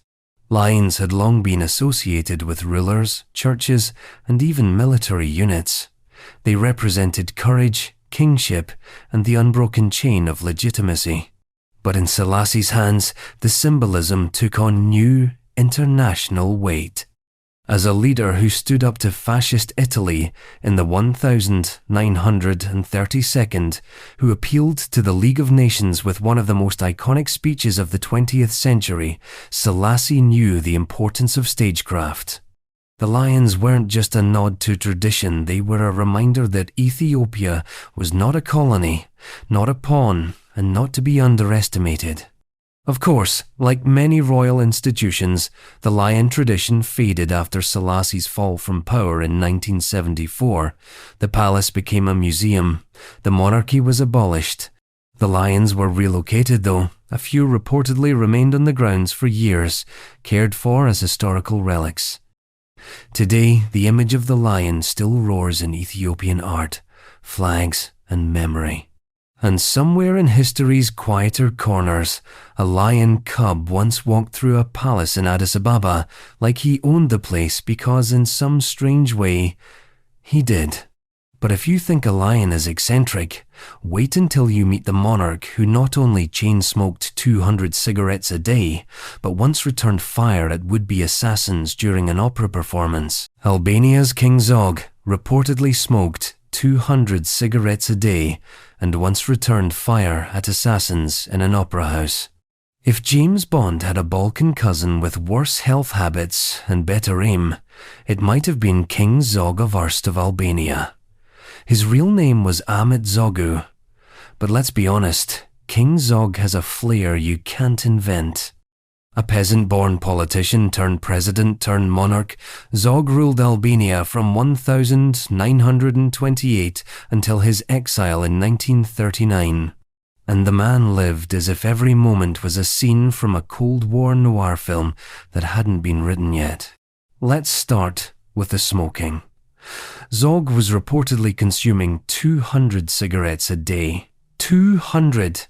That's not chain smoking, that's industrial scale combustion. At that level, smoking ceases to be a habit and becomes an occupation. If true, it means he lit a new cigarette roughly every 7 minutes of every waking hour. Whether this was stress, aesthetics, or a desire to leave behind a fog of mystique is unclear, but the image stuck. And then there's the Opera House incident, a tale so bizarre it demands rewatching in slow motion. The year was 1931. Zog was visiting Vienna, attending a performance at the State Opera. At some point, as he exited the building, assassins opened fire. Most royals in that situation might dive for cover, call for the guard, run. Zog pulled a pistol and shot back. Yes, the King of Albania, in full evening dress, returned fire in the middle of Vienna's cultural epicenter like he was starring in his own gangster epic. Accounts differ slightly. Some say his entourage also fired back. Some say it was just him. Either way, it's almost too cinematic to be real. And that was Zog's whole thing. He was half monarch, half myth. His life was riddled with rumors. That he survived dozens of assassination attempts, that he traveled with bulletproof cars and poison testers, that he carried multiple pistols at all times, that he drank nothing unless uncorked by a trusted aide. Albania under Zog was chaotic, ambitious, and always slightly theatrical. He attempted rapid modernization, centralized power, and walked a political tightrope between Italy's growing influence and the country's own fragile independence. His rule was more dictatorial than democratic, but for a small nation caught in the geopolitical jaws of the 1932nd, it was at least directional. Then came Mussolini. Italy invaded in 1939, and Zog fled with his family and a significant amount of Albania's gold reserves. He would spend the rest of his life in exile, first in Greece, then Britain, Egypt, and eventually France, where he died in 1961. He never abdicated. In his mind, he was always king. His story, both tragic and cartoonish, remains one of monarchy's oddest trajectories, from shepherd's son to cigarette-blazing, pistol-wielding opera-goer in exile. And speaking of unlikely fandoms, let's switch scenes from Balkan intrigue to deep space, because our next royal cameo takes us not into a palace, but aboard the USS Voyager. Jordan's king, Abdullah II, is such a Trekkie. He cameoed silently in a Star Trek Voyager episode. Royal duties usually involve parliaments, banquets, and the occasional ribbon cutting. Not so for King Abdullah II of Jordan, who once chose to boldly go where no monarch had gone before, onto the set of Star Trek Voyager.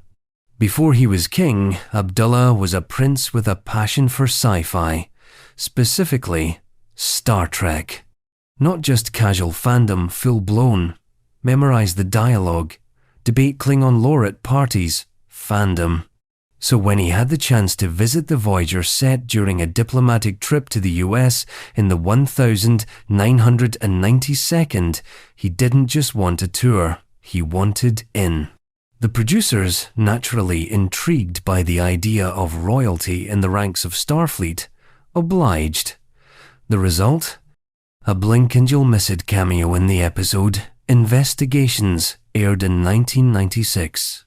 Prince Abdullah appears briefly as a background science officer in Starfleet uniform. No lines, just dignified silence, standing among blinking lights and futuristic consoles. No phasers, no dramatic monologue. Just a very polite Jordanian royal quietly living out his fanboy dream. Years later, once he ascended the throne, the story resurfaced, and it delighted just about everyone. A reigning monarch with a Star Trek credit? That's diplomatic gold. Abdullah even leaned into the geekiness. He built a Star Trek-themed amusement park in Jordan. Yes, really. And has frequently spoken about how the franchise's vision of interstellar cooperation and diplomacy helped shape his own worldview. It's easy to laugh, of course. King Does Nerdy Thing is a great headline, but there's something oddly touching about it. At its core, Star Trek is about progress, understanding, and the belief that humanity can overcome its worst instincts. That's a pretty good ethos for a king to carry into statecraft. And honestly, if more world leaders took time to reflect in a Starship holodeck, maybe things wouldn't feel quite so dystopian. From galactic cameos to cinematic ambition, our next royal didn't just watch movies, he made them, over and over. Whether anyone asked him to or not, Cambodia's Norodom Sihanouk made, and sometimes starred, dozens of movies between stints, running the country. Most monarchs dabble in hobbies, painting, polo, maybe gardening, but Norodom Sihanouk, Cambodia's on-again, off-again head of state, took royal leisure to full cinematic extremes. When he wasn't ruling, being exiled, returning to power, or navigating a geopolitical minefield, Sihanouk made movies, dozens of them, sometimes starring in them, sometimes writing, directing, composing the soundtrack, and appearing as himself. Imagine if your national leader also moonlighted as your country's auteur filmmaker. Then imagine if he occasionally cast himself as the romantic lead. That's Sihanouk. His filmography spans over 50 titles. Not propaganda reels or royal documentaries, but full-length dramas, romances, comedies, and historical epics. His 1,962nd movies in particular are legendary for their lush visuals, swelling orchestral scores, and emotionally overwrought plots. Think royal soap opera with actual royalty pulling the strings behind and often in front of the camera. He was influenced by French New Wave, American cinema, and traditional Khmer theatre. But more than that, he was deeply personal.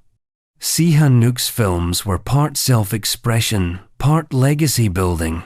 He once said, "When I am making movies, I feel happy, relaxed, free." Which tells you everything about how he felt being in politics. The Cambodian public had mixed reactions. Some appreciated the national pride and cultural revival. Others were baffled by the sheer volume of cinematic output from a man also tasked with running a country on the edge of collapse. Diplomats scratched their heads. The West chuckled. But in Sihanouk's view, cinema wasn't a distraction, it was his identity. Ruling was what he did. Filmmaking was who he was. And it wasn't just art for art's sake.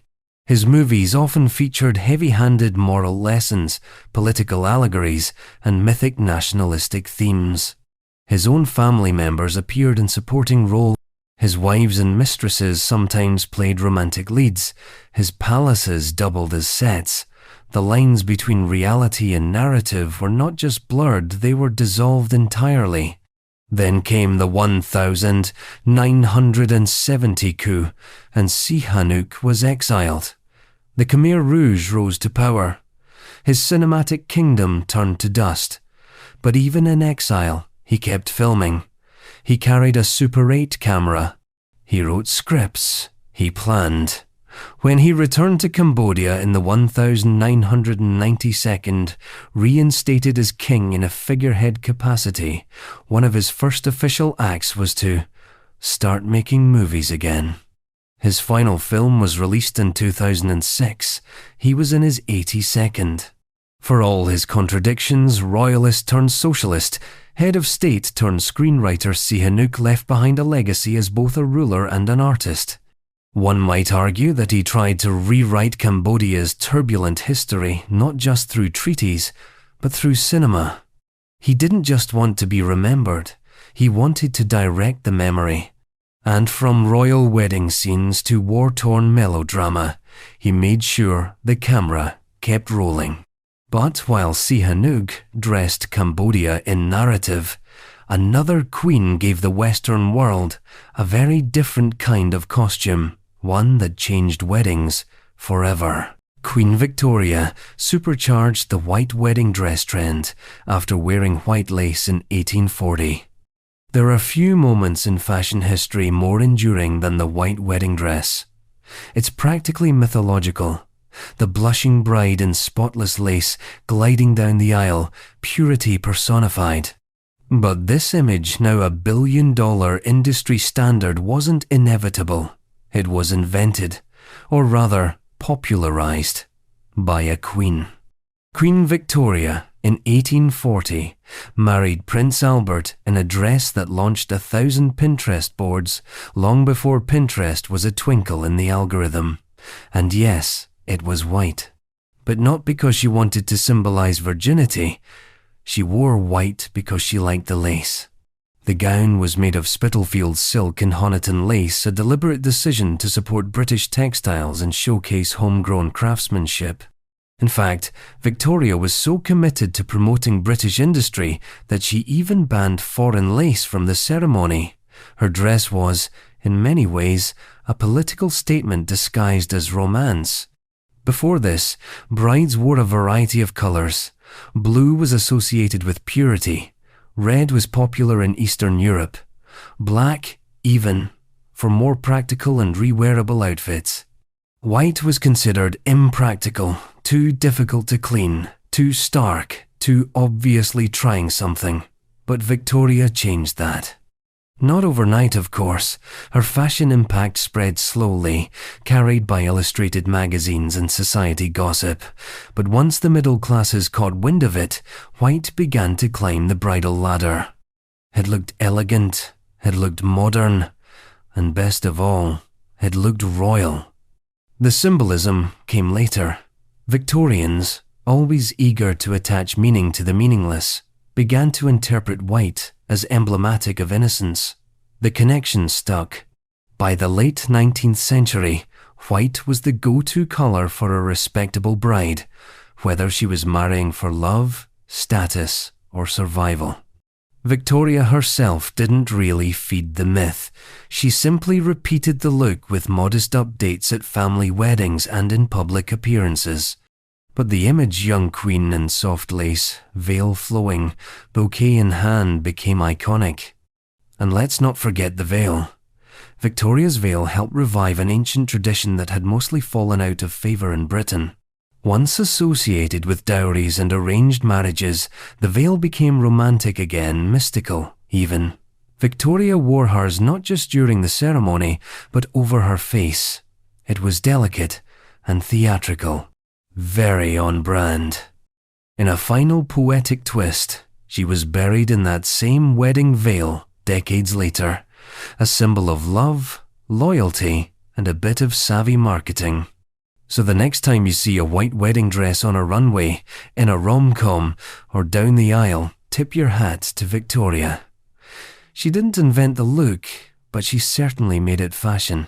And speaking of royal fashion, our next monarch didn't just wear makeup and wigs, she wore a carefully crafted illusion that held her throne together. Elizabeth I rocked a whole wardrobe of wigs and heavy white makeup, her famous Mask of Youth.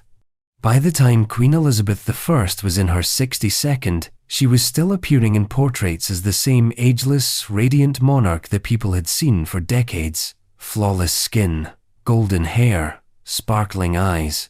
A face that glowed with virginal power and untouchable poise. In reality, the Queen was battling illness, hair loss, and the crushing weight of expectation. But you'd never know it thanks to her carefully constructed Mask of Youth. The phrase wasn't metaphorical. Elizabeth literally wore a mask, of sorts, a daily application of heavy white lead-based makeup known as ceruse. It was a thick, chalky paste made from vinegar and white lead, used to cover blemishes, scars, and signs of aging. On top of this, base went rouge, lip stain, and powdered dyes, creating the illusion of health and vitality. It wasn't just vanity, it was political theatre. Elizabeth had built her reign on image as much as policy. Her portraits were carefully staged masterpieces, her court appearances timed like set pieces. And in this long-running performance, her appearance was part of the brand, eternal, divine, unchanging. To age publicly was to surrender mystique.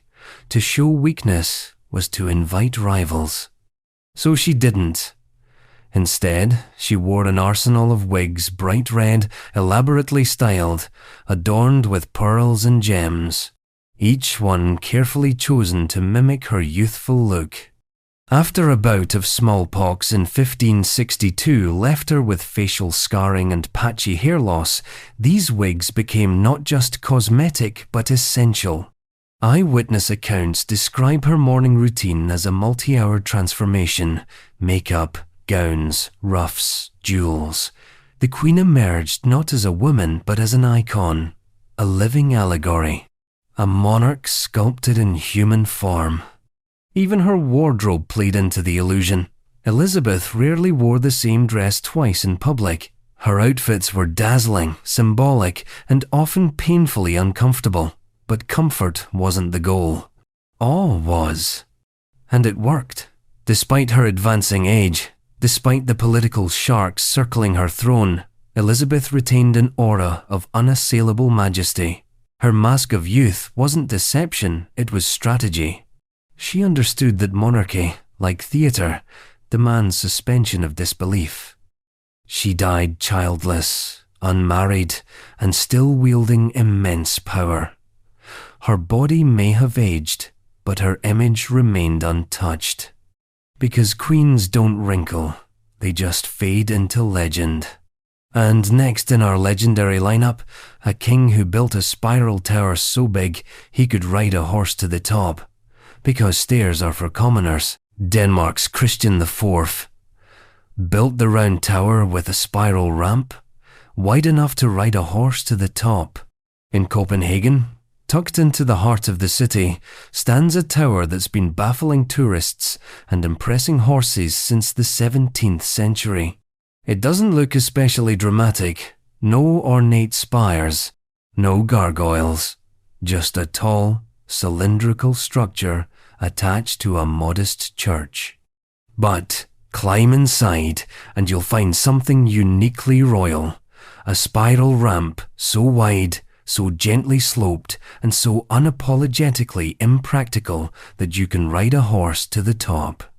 Because that's exactly what Denmark's King Christian IV had in mind. Built in the 1632nd as an astronomical observatory, the Runde Tårn or Round Tower was Christian's love letter to science, spectacle, and sheer architectural one-upmanship. At a time when kings across Europe were still busy hoarding paintings and burning astrologers, Christian decided to fund a place where sky gazers could study the heavens from a literal high horse. The defining feature of the tower is its equine-compatible spiral ramp. No stairs, no ladders. Just a continuous, cobbled incline that winds 7.5 times around the tower's hollow core before reaching the top.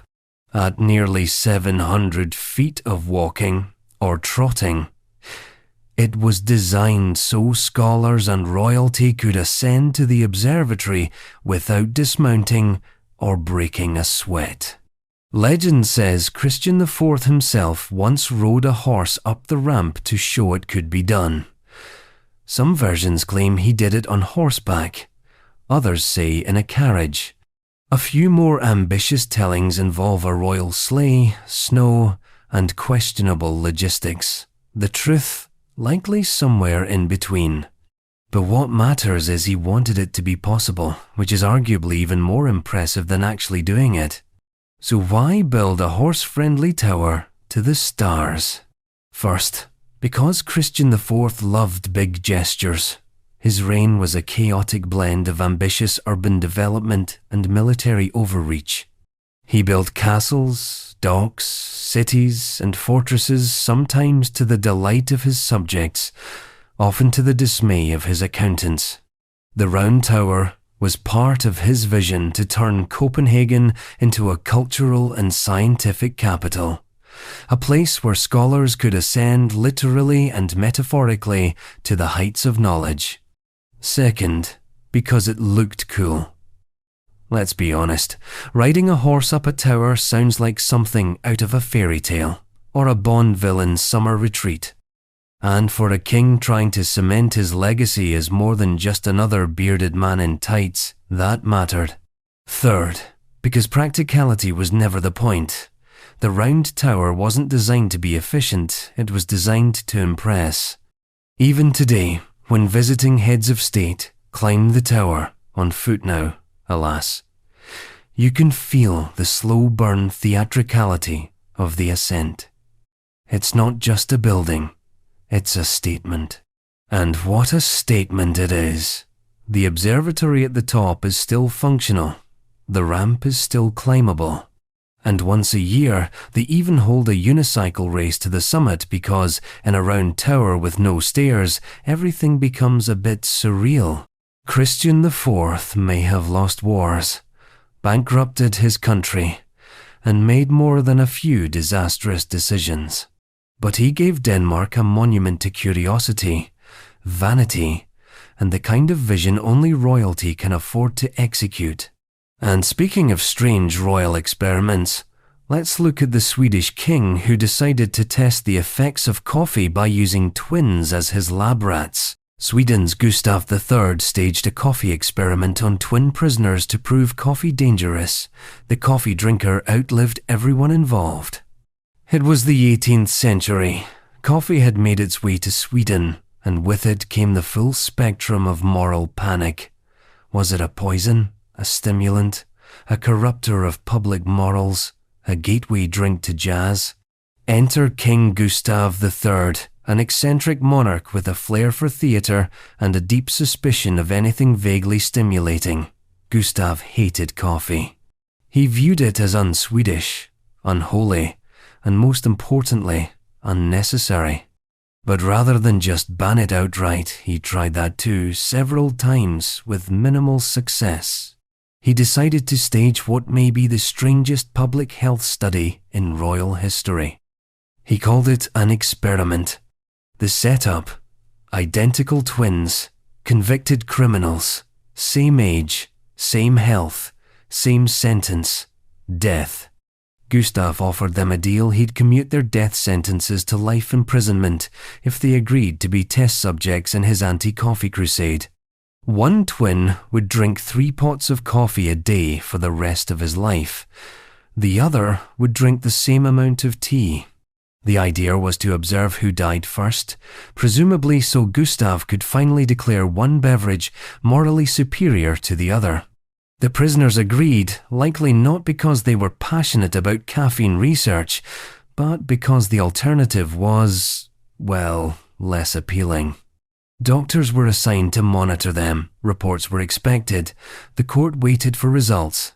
And then, nothing. For decades.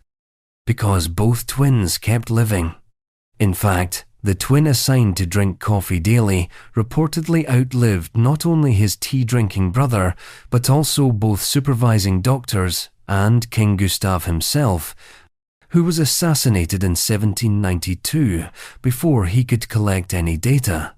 No scientific conclusions were ever published. No royal decree followed. The experiment just faded into the mist of absurd history, leaving behind only a beautiful contradiction.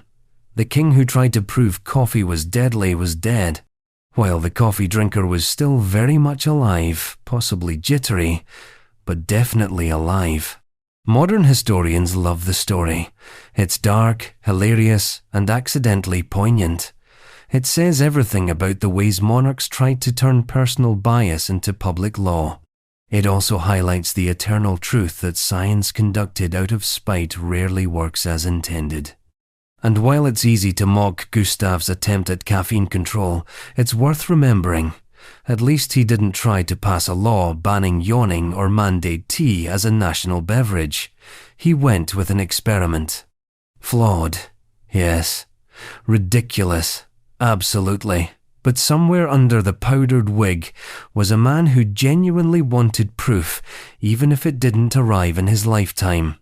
And if you're looking for monarchs who actually produced lasting knowledge, rather than awkward death race tea trials, look no further than the next ruler in line.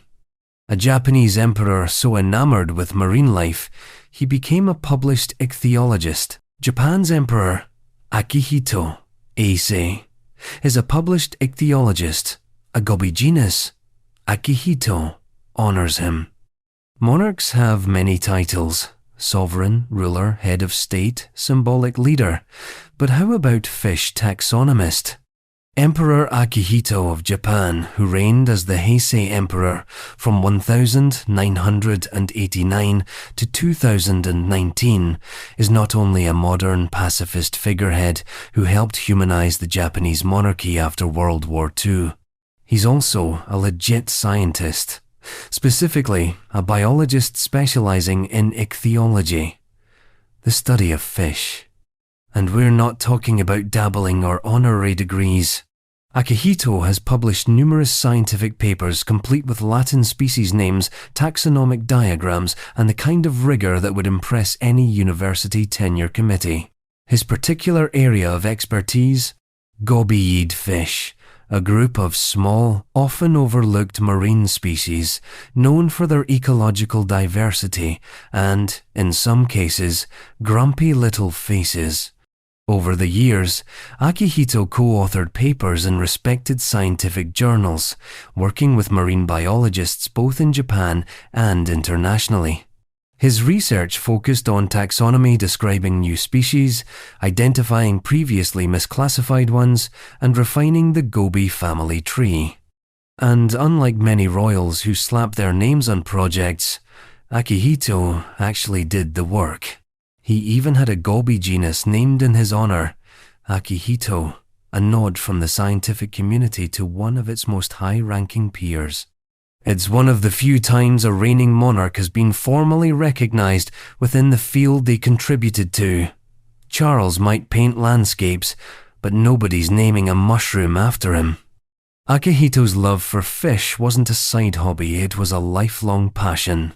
As a child, he was encouraged by Emperor Hirohito, his father and fellow marine biology enthusiast, to study the natural world. He pursued it privately, avoiding publicity, often working late at night after his imperial duties were complete. It was quiet, focused work.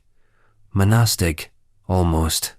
In many ways, it mirrored his approach to the throne: quiet dignity, deep thought, and a refusal to let ceremonial excess drown out substance.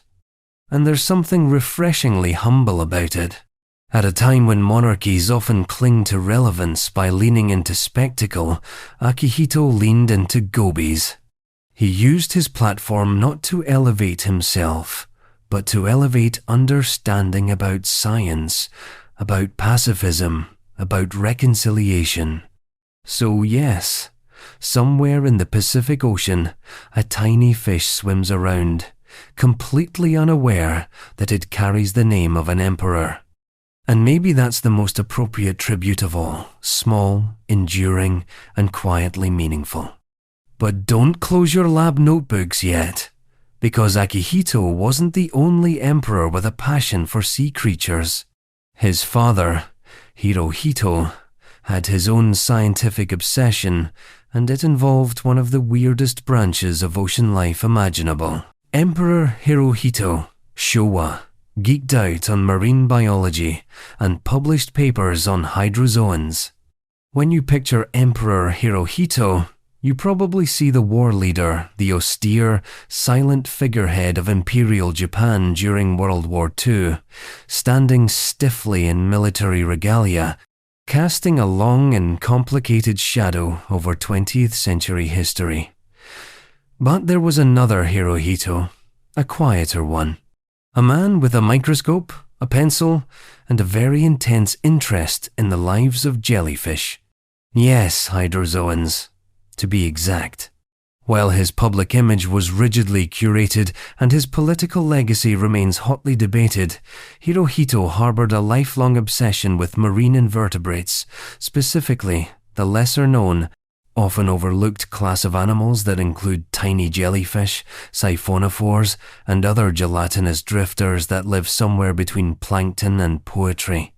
He wasn't dabbling for PR, he was an actual scientist. Hirohito published multiple peer-reviewed papers, many under his personal name, Hirohito, or his post-abdication title, the Showa Emperor. His focus? The taxonomy and morphology of marine life, particularly hydrozoans, creatures so delicate and ephemeral, they practically disintegrate on contact. Studying them required patience, precision, and an absurd level of care, which Hirohito somehow had. He maintained his own marine laboratory, collected specimens from coastal regions, and collaborated with other marine biologists across Japan and Europe.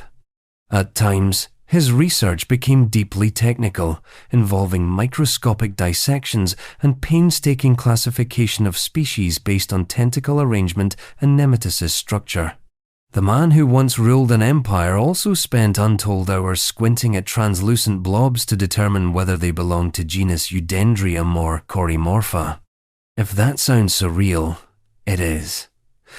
But it also reflects a very real part of Hirohito's personality, reserved, methodical, and deeply introverted.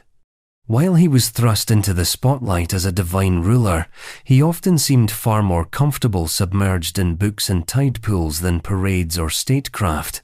There's an entire body of literature that examines the contradiction. Hirohito, the scientist, versus Hirohito, the emperor. On one hand, he stood at the helm of a militaristic regime that waged brutal campaigns across Asia. On the other, he was a meticulous observer of sea creatures that disintegrate in fresh water. It's a juxtaposition so extreme it borders on absurdism. After the war, stripped of his divine status and transformed into a constitutional monarch, Hirohito leaned even more into science. While others questioned his wartime role and debated the legitimacy of post-war absolution, Hirohito kept publishing, kept collecting, kept drawing minute anatomical sketches of animals that most people couldn't name, let alone study. He gave lectures, corresponded with marine biologists, and continued to write until late in life. His passion didn't wane, it simply became more visible. It's tempting to look for redemption in these stories to suggest that a ruler's love of nature somehow softens their historical legacy. But Hirohito defies easy moral categorization. His marine biology wasn't penance. It was part of him all along, a reminder that even the most enigmatic public figures have private lives defined not by power, but by curiosity. So the next time you see a jellyfish drifting aimlessly in the sea, know that somewhere in Japan's imperial archives, there's probably a beautifully annotated drawing of it signed by a man who once ruled a quarter of the world's population. And if the image of a war emperor scribbling notes on plankton seems odd, just wait until you meet the jazz-loving monarch who moonlighted as a saxophonist. Thailand's Bhumibol Adulyadej composed jazz. He played sax and jammed with top musicians. Royal hobbies come in all shapes and sizes. Some monarchs hunt, some collect art, a few write poetry. But King Bhumibol Adulyadej of Thailand Rama IX took things in a very different direction. He played jazz. Like serious jazz. Improvisation, composition, ensemble jams the works. Bhumibol, who reigned from 1946 to 2016, was one of the longest-serving monarchs in history. Revered as a stabilizing figure in Thailand's often turbulent politics, he was a spiritual symbol to many, a living embodiment of unity and continuity. But behind the ceremonial gravitas and gilded portraiture was a man with a saxophone and a genuine talent for making it sing. His passion began in the 1942nd, during his school years in Switzerland. Exposed to the likes of Duke Ellington, Benny Goodman, and Louis Armstrong, young Bhumibol quickly fell under jazz's spell. He took up the clarinet, then switched to saxophone and piano, and unlike many royal pastimes, this one stuck for decades. He composed his own pieces, over 40 of them, many of which became beloved standards in Thailand. Titles like Love at Sundown, Falling Rain, and Candlelight Blues weren't just royal curiosities, they were actually good. Melodic, emotionally rich, and often played on Thai radio. Bhumibol even jammed with professionals. He played with jazz legends like Benny Goodman, who once called him a very fine musician. There are recordings of the king soloing alongside seasoned jazz players, casually holding his own in complex harmonic structures. He even formed his own royal jazz band, performed for dignitaries, and occasionally broadcast his live sessions over the radio. But this wasn't just a hobby, it was a philosophy. For Bhumibol, jazz's improvisational nature mirrored the delicate balancing act of Thai politics. He saw music as a way to express unity through difference, harmony through spontaneity. In a nation divided by coups, protests, and deep ideological fractures, the king's jazz became a symbol of something looser, more human, and quietly rebellious. There was also something deeply anti-monarchical about it. Jazz wasn't about perfection. It was about feeling, timing, listening, adjusting. Things that don't exactly scream absolute monarchy. And yet, Bhumibol embraced it. He saw no contradiction in being both a king and a swing musician. His musical legacy remains strong in Thailand. His compositions are still performed. His recordings are still studied. And his example of a monarch who found solace and expression not through decrees, but through syncopated rhythm still resonates. In many ways, Bhumibol's jazz was more than a pastime. It was a quiet act of cultural diplomacy, a reminder that leadership doesn't always mean distance or rigidity. Sometimes it means picking up an instrument and playing along. And speaking of creative royals who defied expectations, our next monarch didn't just appreciate Tolkien's work, she illustrated it, secretly, until her identity was revealed years later. Denmark's Queen Margrethe II secretly illustrated Tolkien. Her artwork later appeared in editions of The Lord of the Rings. Of all the unexpected crossover episodes in royal history, the collaboration between J.R.R. Tolkien and Queen Margrethe II of Denmark might be the most delightfully niche.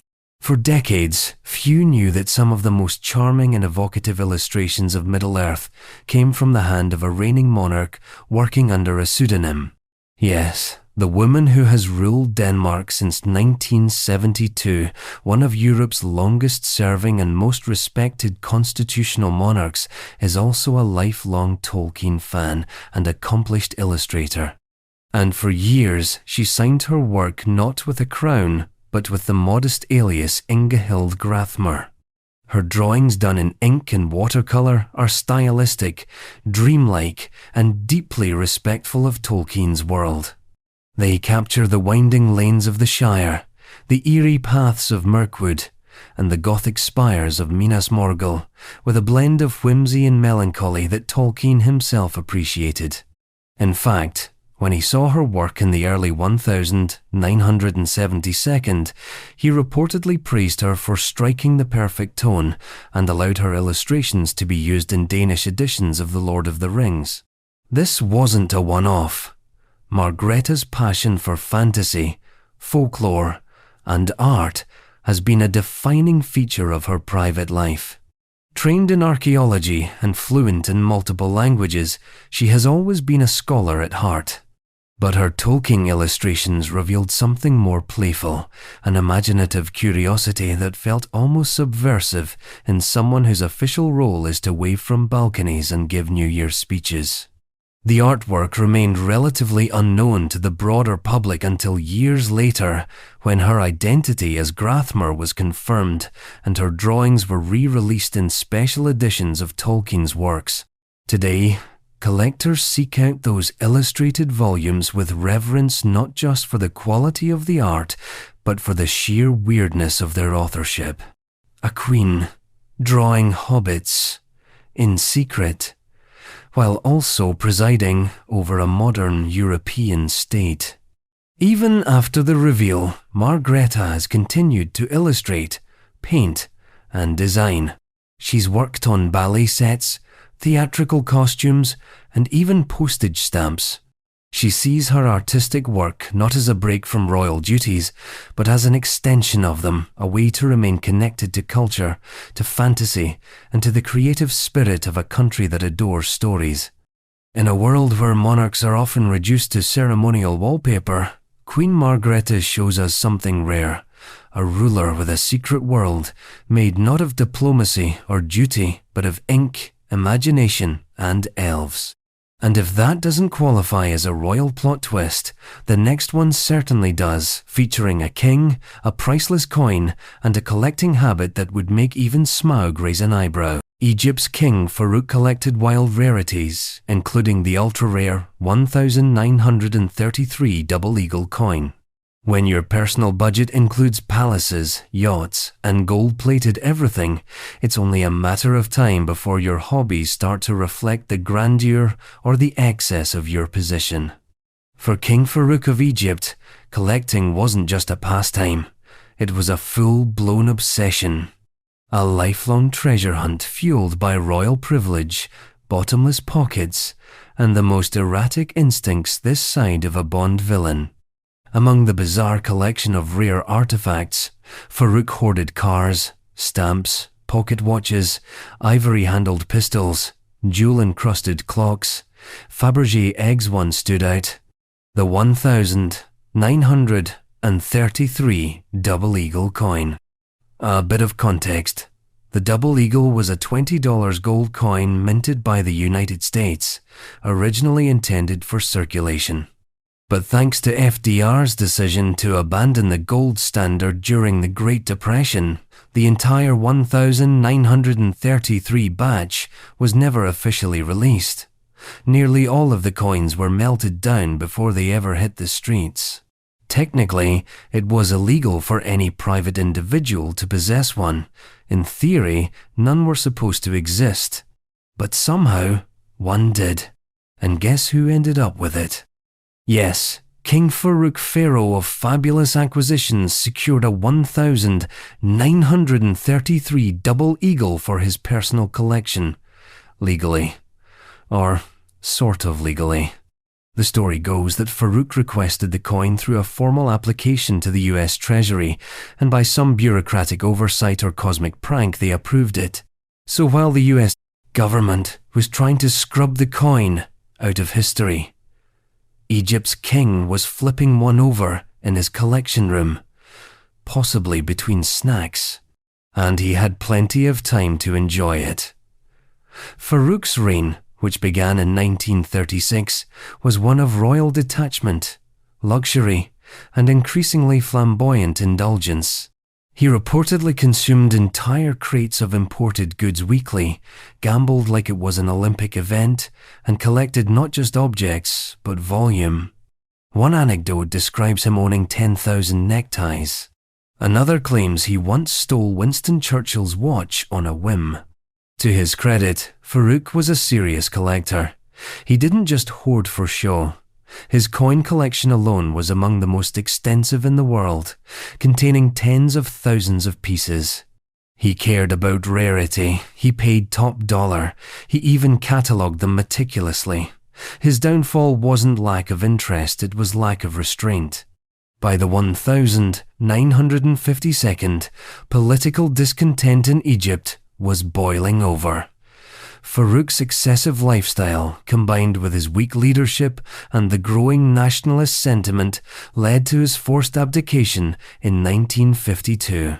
He fled the country, leaving behind palaces full of loot and a reputation as both Egypt's last king and its most unrepentant collector.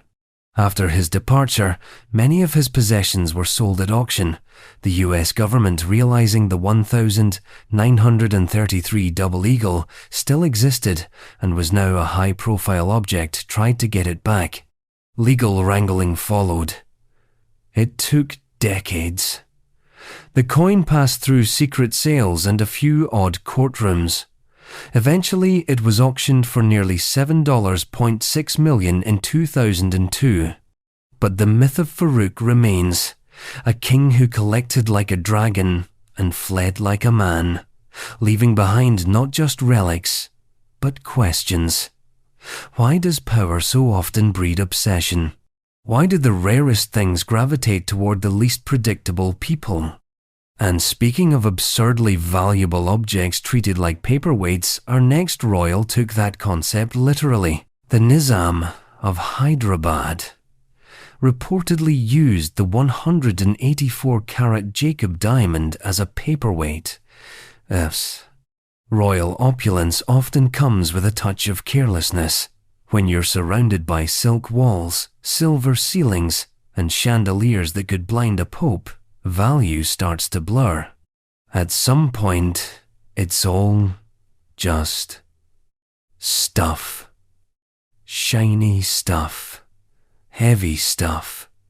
Stuff that needs organizing. which is how the Nizam of Hyderabad, one of the wealthiest men in human history, reportedly ended up using a 184-carat diamond as a paperweight. Yes, the Jacob Diamond, one of the largest and clearest diamonds in the world, was allegedly stored in a shoebox under the Nizam's desk, collecting dust and casually holding down state paperwork. Not because he didn't know what it was. He absolutely did. He just didn't care. Let's rewind. In the late 19th century, the diamond surfaced in India under dramatic circumstances. A merchant named Alexander Jacob, hence the name, claimed to have acquired it from an African source and tried to sell it to Mahbub Ali Pasha, the 6th Nizam. The transaction spiraled into a legal nightmare involving shady deals, cancelled contracts, and allegations of fraud. In the end, the courts ruled in favour of the Nizam. He got the diamond, but never paid for it. A win, in theory. Except the whole ordeal annoyed him so thoroughly that he refused to wear it or display it. Instead, he shoved it into a drawer literally and left it there. When his son, the 7th Nizam, inherited it, he discovered the Jacob diamond in his father's desk and reportedly used it as a paperweight. The man was worth billions in today's money. He had 50 Rolls-Royces, miles of palace corridors, and a private railway system. For him, a 184-carat cushion-cut diamond was clutter. It's hard to convey just how surreal this is. The Jacob diamond is massive, almost the size of a golf ball, perfectly clear, impeccably cut. Today, it would be the star of any collection. Back then, it was just that shiny rock getting in the way of official letters. Eventually, the diamond was rediscovered, polished, admired, and added to the Indian government's treasury of heritage jewels. It now resides in a vault, no longer holding down memos, but still exuding that faint scent of royal indifference. And it makes you wonder, at what point does wealth render beauty invisible? How many treasures sit hidden under papers, under floors, under the weight of their owner's boredom? Of course, not all royals were indifferent to their animals. Some were obsessed with them. Like the king whose love of small spaniels birthed a dog breed with an ego almost as big as his own. The Cavalier King Charles Spaniel is literally named for King Charles II, whose little dogs were everywhere at court. When it comes to monarchs and their pets, King Charles II of England took devotion to an almost comical extreme. He didn't just adore dogs, he filled his court with them, rewrote social norms for their benefit, and inspired a dog breed so iconic it still carries his name, the Cavalier King Charles Spaniel. To understand the depth of this canine affection, you need to picture Restoration-era London. The year is 1660. Charles has just returned from exile after the collapse of the Cromwellian Commonwealth. England is tired, divided, and just starting to enjoy theatre again. Into this tense moment waltzes a king with flowing curls, a taste for pleasure, and a small herd of floppy-eared spaniels. These were no ordinary dogs. They followed him everywhere. Into Parliament, into council meetings, onto royal beds. There are accounts of ministers awkwardly trying to hold serious discussions while spaniels frolicked beneath their robes and yapped at inopportune times. Charles was so besotted with them that he allegedly passed a royal decree declaring that King Charles spaniels must be allowed in any public building in the kingdom, including Parliament. Historians debate whether this law was real or apocryphal, but the fact that it's plausible tells you everything. The dogs themselves were bred for companionship, not sport. Small, affectionate, loyal. They had wide eyes, soft coats, and a noble, yet vaguely confused expression, as if they couldn't quite believe how powerful they were, much like their namesake. Charles's obsession was so well known that satirists and courtiers frequently mocked him for it. But the king didn't care. He let the dogs roam palace halls. They featured in portraits. They sat on royal laps during banquets. In a court famous for debauchery and intrigue, these spaniels were like living emojis. Soft, ornamental, and always underfoot. After Charles's death, the breed's popularity declined slightly. But centuries later, breeders revived it, refining its features and naming it directly after the king. Today's Cavalier King Charles Spaniel is both an affectionate lapdog and a walking tribute to royal overindulgence. And if you think being a namesake breed is impressive, wait until you learn that the British monarch doesn't just own pets or palaces. They technically own swans and whales and sturgeons by law. Because, why not? Britain's oddest royal ownership quirk. The monarch technically owns unmarked mute swans in open water, and by ancient right, royal fish like whales. Every now and then, royal traditions reveal themselves to be less about grandeur and more about legal technicalities involving animals. And in Britain, few royal quirks are more absurd or more persistently upheld than this one. The reigning monarch technically owns all unmarked mute swans in open water and has a centuries-old right to claim any whales, sturgeons, and porpoises caught in UK waters. Yes, that's a real law. It's still on the books, and it's as oddly specific as it sounds. Let's start with the swans. The tradition dates back to at least the 12th century, when swan meat was a delicacy at royal banquets. Mute swans, being large, elegant, and conveniently white, were a perfect fit for medieval feasts. But owning a swan wasn't as simple as catching one. These birds were property living status symbols regulated by royal authority. To prevent poaching and establish control, the Crown claimed ownership of all mute swans on open water.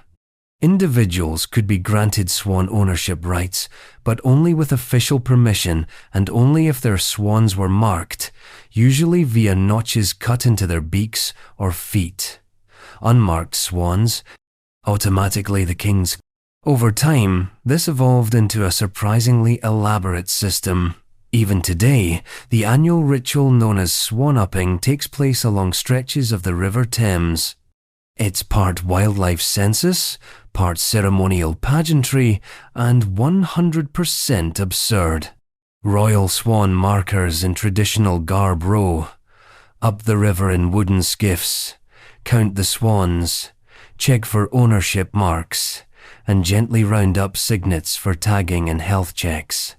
The monarch, these days, rarely attends, but the event is still conducted in the name of the Crown, because once upon a time, knowing who owned which swan was serious business. Today, it's mostly for conservation and tradition, but make no mistake, the monarch still technically owns the unclaimed ones. And then there's the whales. Under a law passed in 1324, whales and sturgeons found within 3 miles of the British coastline are classified as royal fish. The moment they're caught, they legally become the property of the monarch.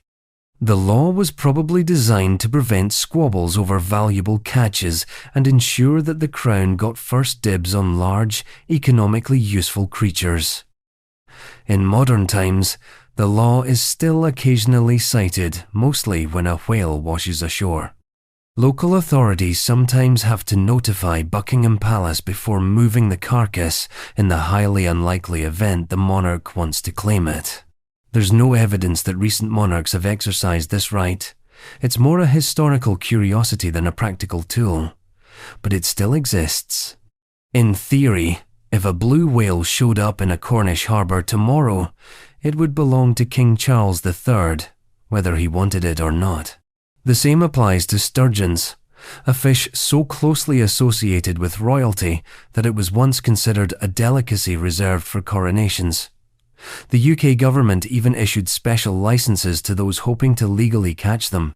Because catching a sturgeon, however accidentally, doesn't mean you get to keep it not without royal permission. All of this swans, whales, sturgeons is part of the larger legal web that defines royal prerogative, a strange cocktail of symbolism, outdated law, and very specific taxonomic claims. It's a reminder that monarchy isn't just ceremony, it's a maze of tradition so dense that it includes rules about aquatic livestock. And while the British monarchy doesn't go around seizing swans or hoarding whales, the laws remain, not out of necessity, but because, like much of royal history, they've simply never been repealed. But if owning fish and birds isn't enough royal weirdness for one day, consider this. The late Queen Elizabeth II didn't just own animals, she also drove without a license, and nobody could stop her.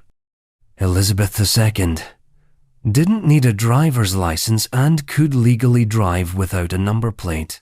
Queen Elizabeth II was many things: diplomat, figurehead, corgi enthusiast, and relentless wearer of monochrome suits. But she also had one talent that set her apart from nearly every other royal, and indeed most other humans. She could legally drive without a license, insurance, or license plates. And no one could say a word about it. Because, as sovereign, she was the law. Under British legal tradition, the monarch is immune from prosecution and is not subject to licensing regulations. So while Her Majesty held no passport issued in her name, no driver's license also issued in her name, and no license plate on her personal vehicles, she could and did drive. And she was very good at it. During World War II, then Princess Elizabeth trained as a mechanic and driver with the Auxiliary Territorial Service. She learned to change spark plugs, repair engines, and handle military trucks. It wasn't ceremonial training. It was hands-on, practical, grease under the nails work. By all accounts, she loved it. This hands-on experience translated into a lifelong passion. Even after ascending the throne in 1952, Elizabeth frequently drove herself around her private estates. Photographers would occasionally catch a glimpse of her behind the wheel of a Land Rover or a Jaguar, zipping around Balmoral or Sandringham with no security detail in sight. No license, no plates, no problem. In public, she was chauffeured in armoured Bentleys. But behind closed gates, she was known to go full countryside grandma mode, steering herself down dirt roads, waving at startled tourists, and occasionally startling Secret Service agents, unused to a monarch who refused to be driven. There's something deeply ironic about this. In a country obsessed with queuing, form-filling, and driving tests that reduce grown adults to tears, the head of state was the only person who didn't have to deal with it. She didn't need to pass a test. She didn't need a provisional license. She was the exception. Technically, the same rule now applies to King Charles III. Whether he'll be seen cruising around the Highlands in a kilt and aviators is another matter, but the legal loophole remains. The monarch, quite literally, drives above the law. Of course, it's worth noting that Elizabeth didn't abuse this privilege. She wasn't out joyriding or doing donuts in the royal driveway. Her driving was practical, precise, and very British. But the symbolism is striking. In an age of bureaucracy, there existed one person who could skip the paperwork, and it was the woman with all the corgis. And if you think that's wild, just wait until you hear about another English monarch who didn't just love animals, he filled a medieval zoo with them, including lions, and called it home. England's Henry III also kept a menagerie with lions at the Tower. Medieval Londoners could visit, brave souls. Before zoos were tourist traps with gift shops and overpriced sandwiches, they were royal menageries, living collections of exotic animals that served as status symbols, diplomatic trophies, and occasional hazards to public health. And one of the earliest and most bizarre examples Henry III's animal kingdom inside the Tower of London. Yes, King Henry III of England reigned 1272, kept lions, leopards, and even a polar bear at the Tower, because nothing says divine right of kings quite like importing apex predators into your capital city. The story begins in 1235, when the Holy Roman Emperor Frederick II gifted Henry a trio of leopards, or lions, medieval taxonomy was a bit fuzzy, to mark his marriage to Eleanor of Provence. Rather than send them to a countryside estate or a secure enclosure, Henry installed them in the moat of the Tower of London. Because, of course. Over time, the collection grew. Elephants, lynxes, monkeys, an ostrich, and most famously, the polar bear, which, as previous segments revealed, was kept on a long chain and allowed to fish in the Thames. Medieval Londoners, already navigating open sewers, plague, and questionable dentistry, now also had to contend with a fully grown Arctic carnivore as part of their riverside commute. The royal menagerie was open to visitors, too, though not in the ticketed, curated way we think of today. This was a more stare through the bars and hope it doesn't charge experience. Brave souls would approach the Tower, hoping for a glimpse of the lion or the bear. Admission, at one point, was reportedly a dead cat or dog, something to feed the animals. Don't worry, we'll skip the imagery.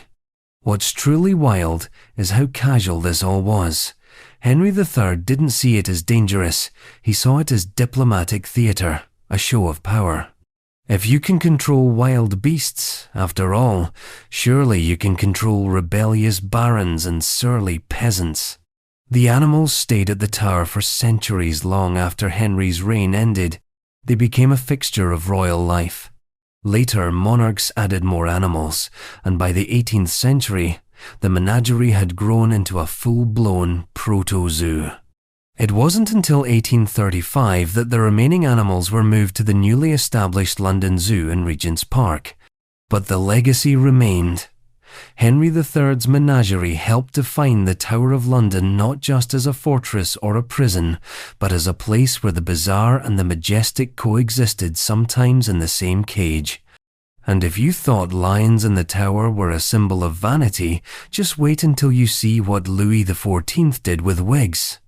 Gravity-defying, neck-breaking, ego-stroking wigs that were less about fashion and more about dominance. France's Louis XIV loved wigs so enormous they needed special storage. Gravity meet vanity. If you've ever wondered what happens when royal insecurity meets 17th century fashion trends, look no further than Louis XIV, the man who turned a receding hairline into a national aesthetic. By the time he was done, the French court was drowning in curls, velvet, and enough powdered hairpieces to choke a small horse.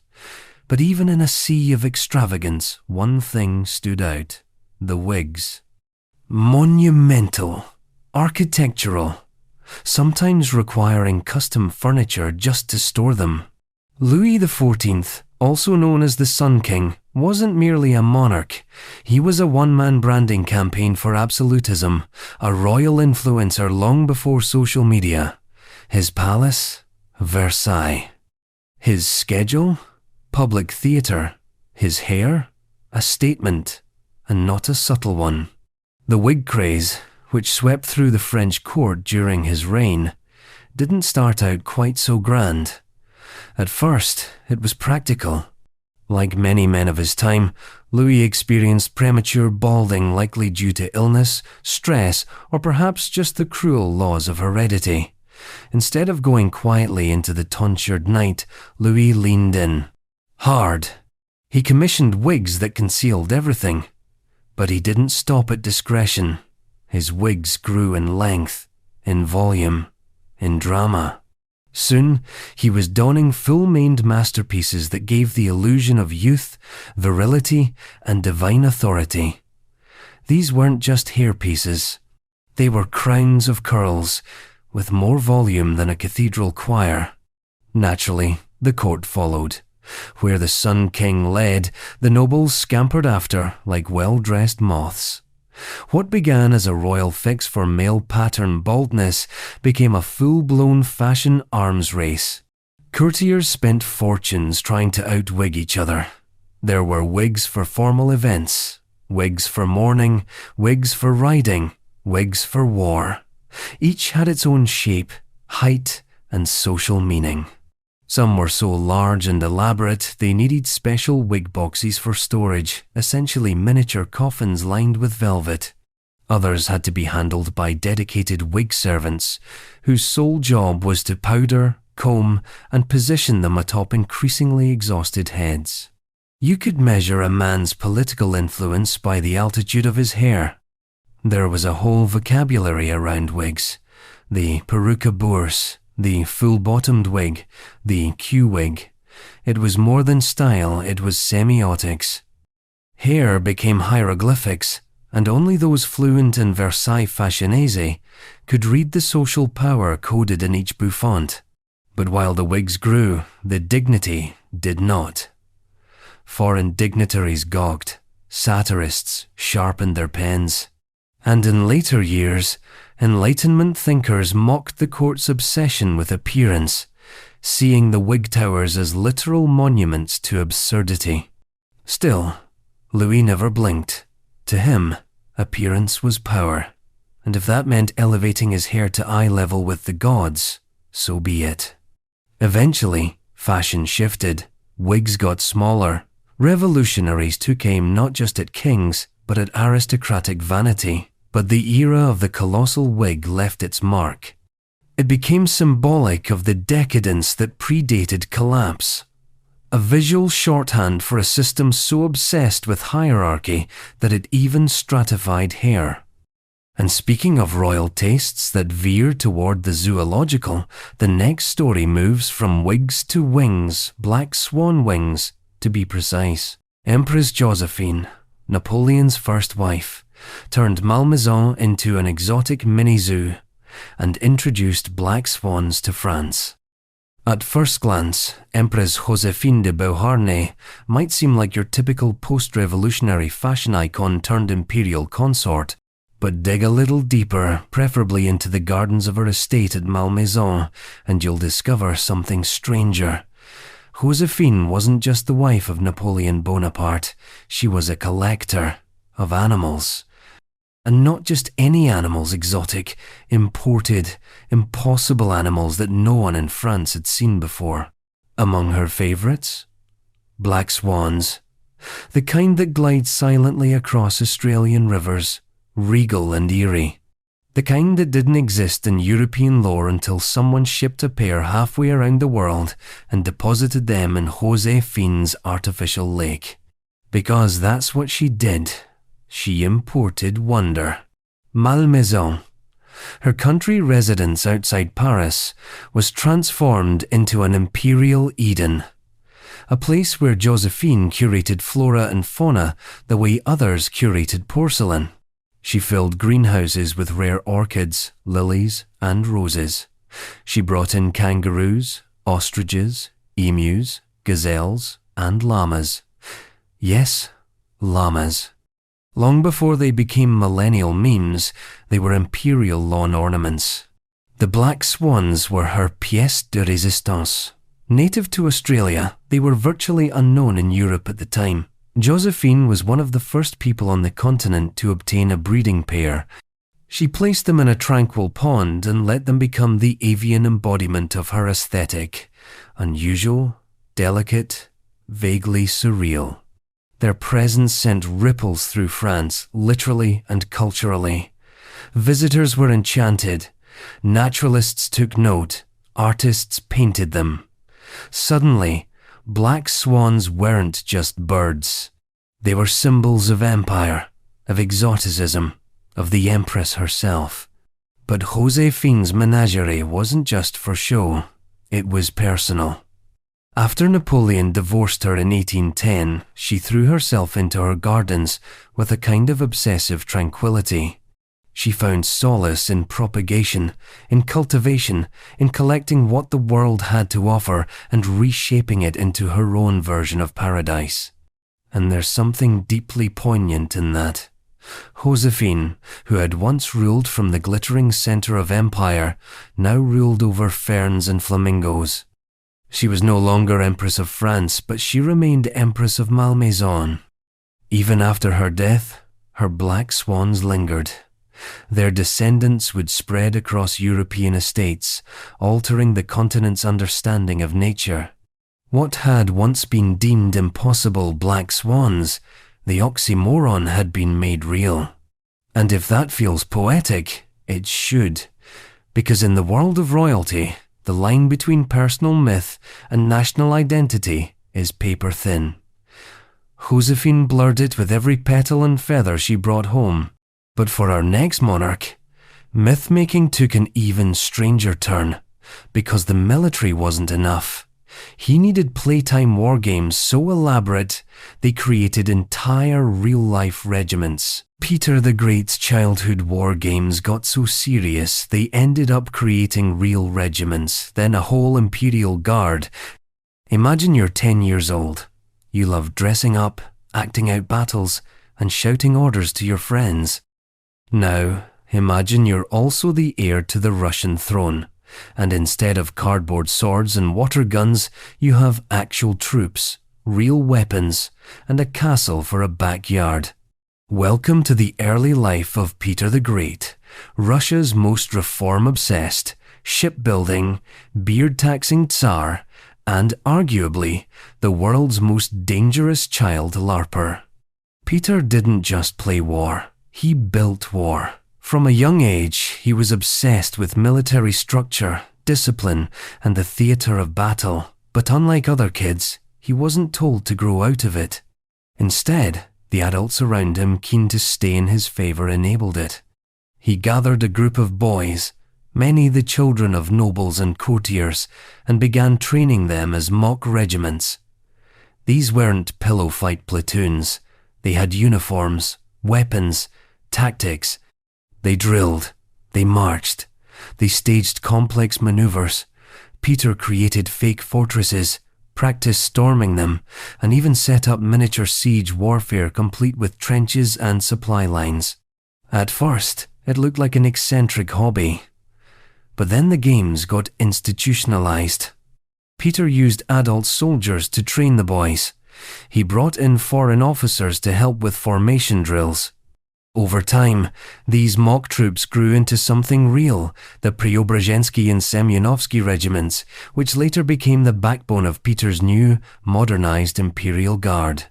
That's right, the pretend army became a real army. It was both absurd and brilliant. Peter had, in essence, trained a loyal fighting force by convincing them they were just playing.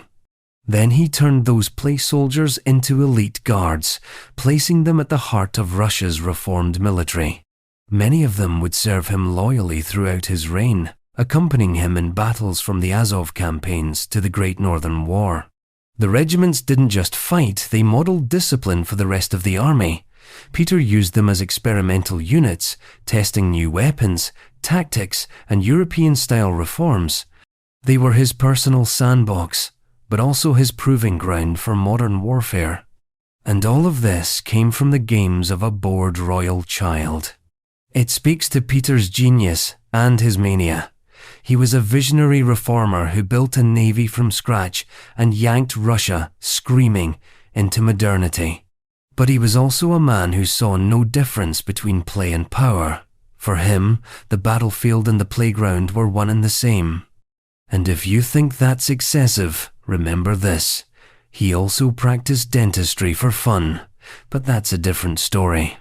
Still, the transformation of boyhood fantasy into actual empire building is uniquely Peter.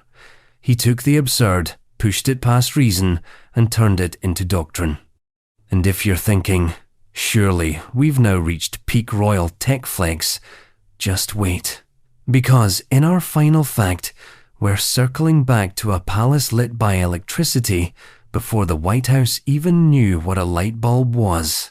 And because royal tech flexes are funny, Iolani Palace had electric lights blazing in 1887. The White House joined the party later.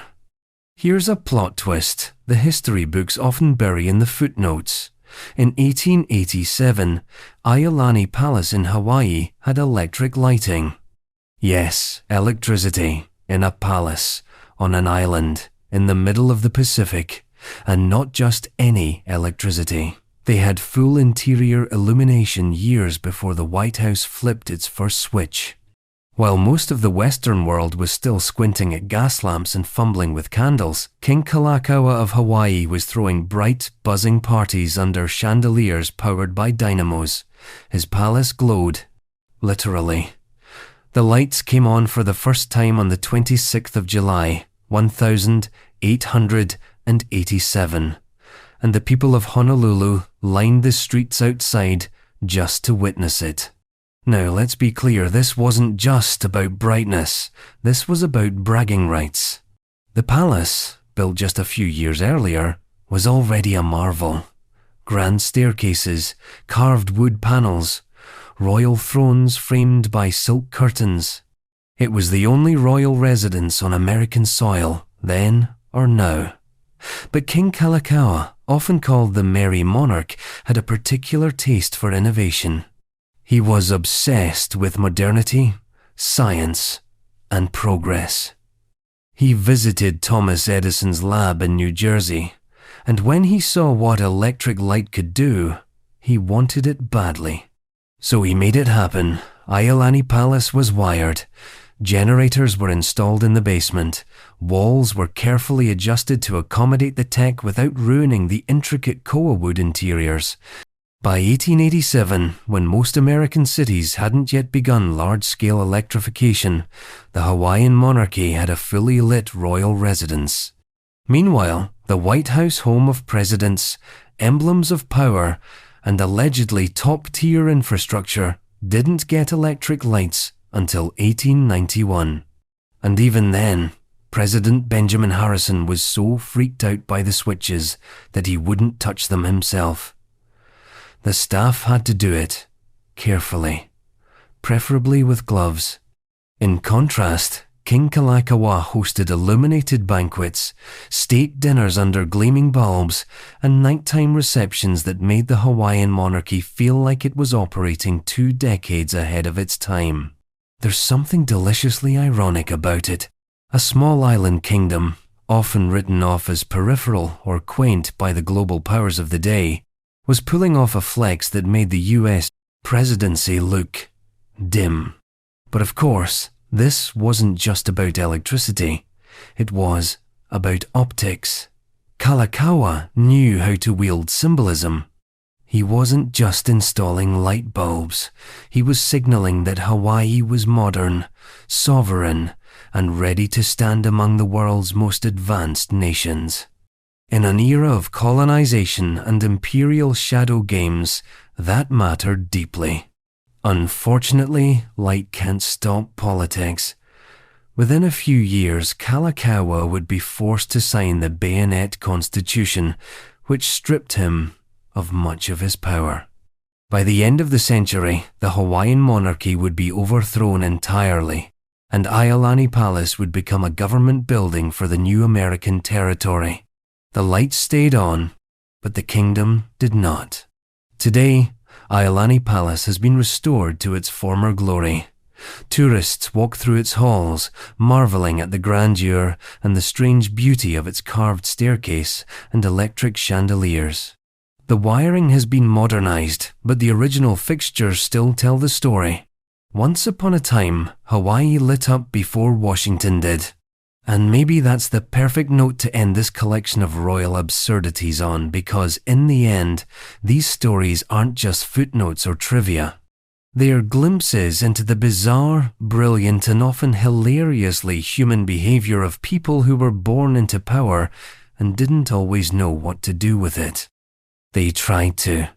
Sometimes with wigs, sometimes with swans, sometimes with exploding organ-powered tigers, or horses in Parliament.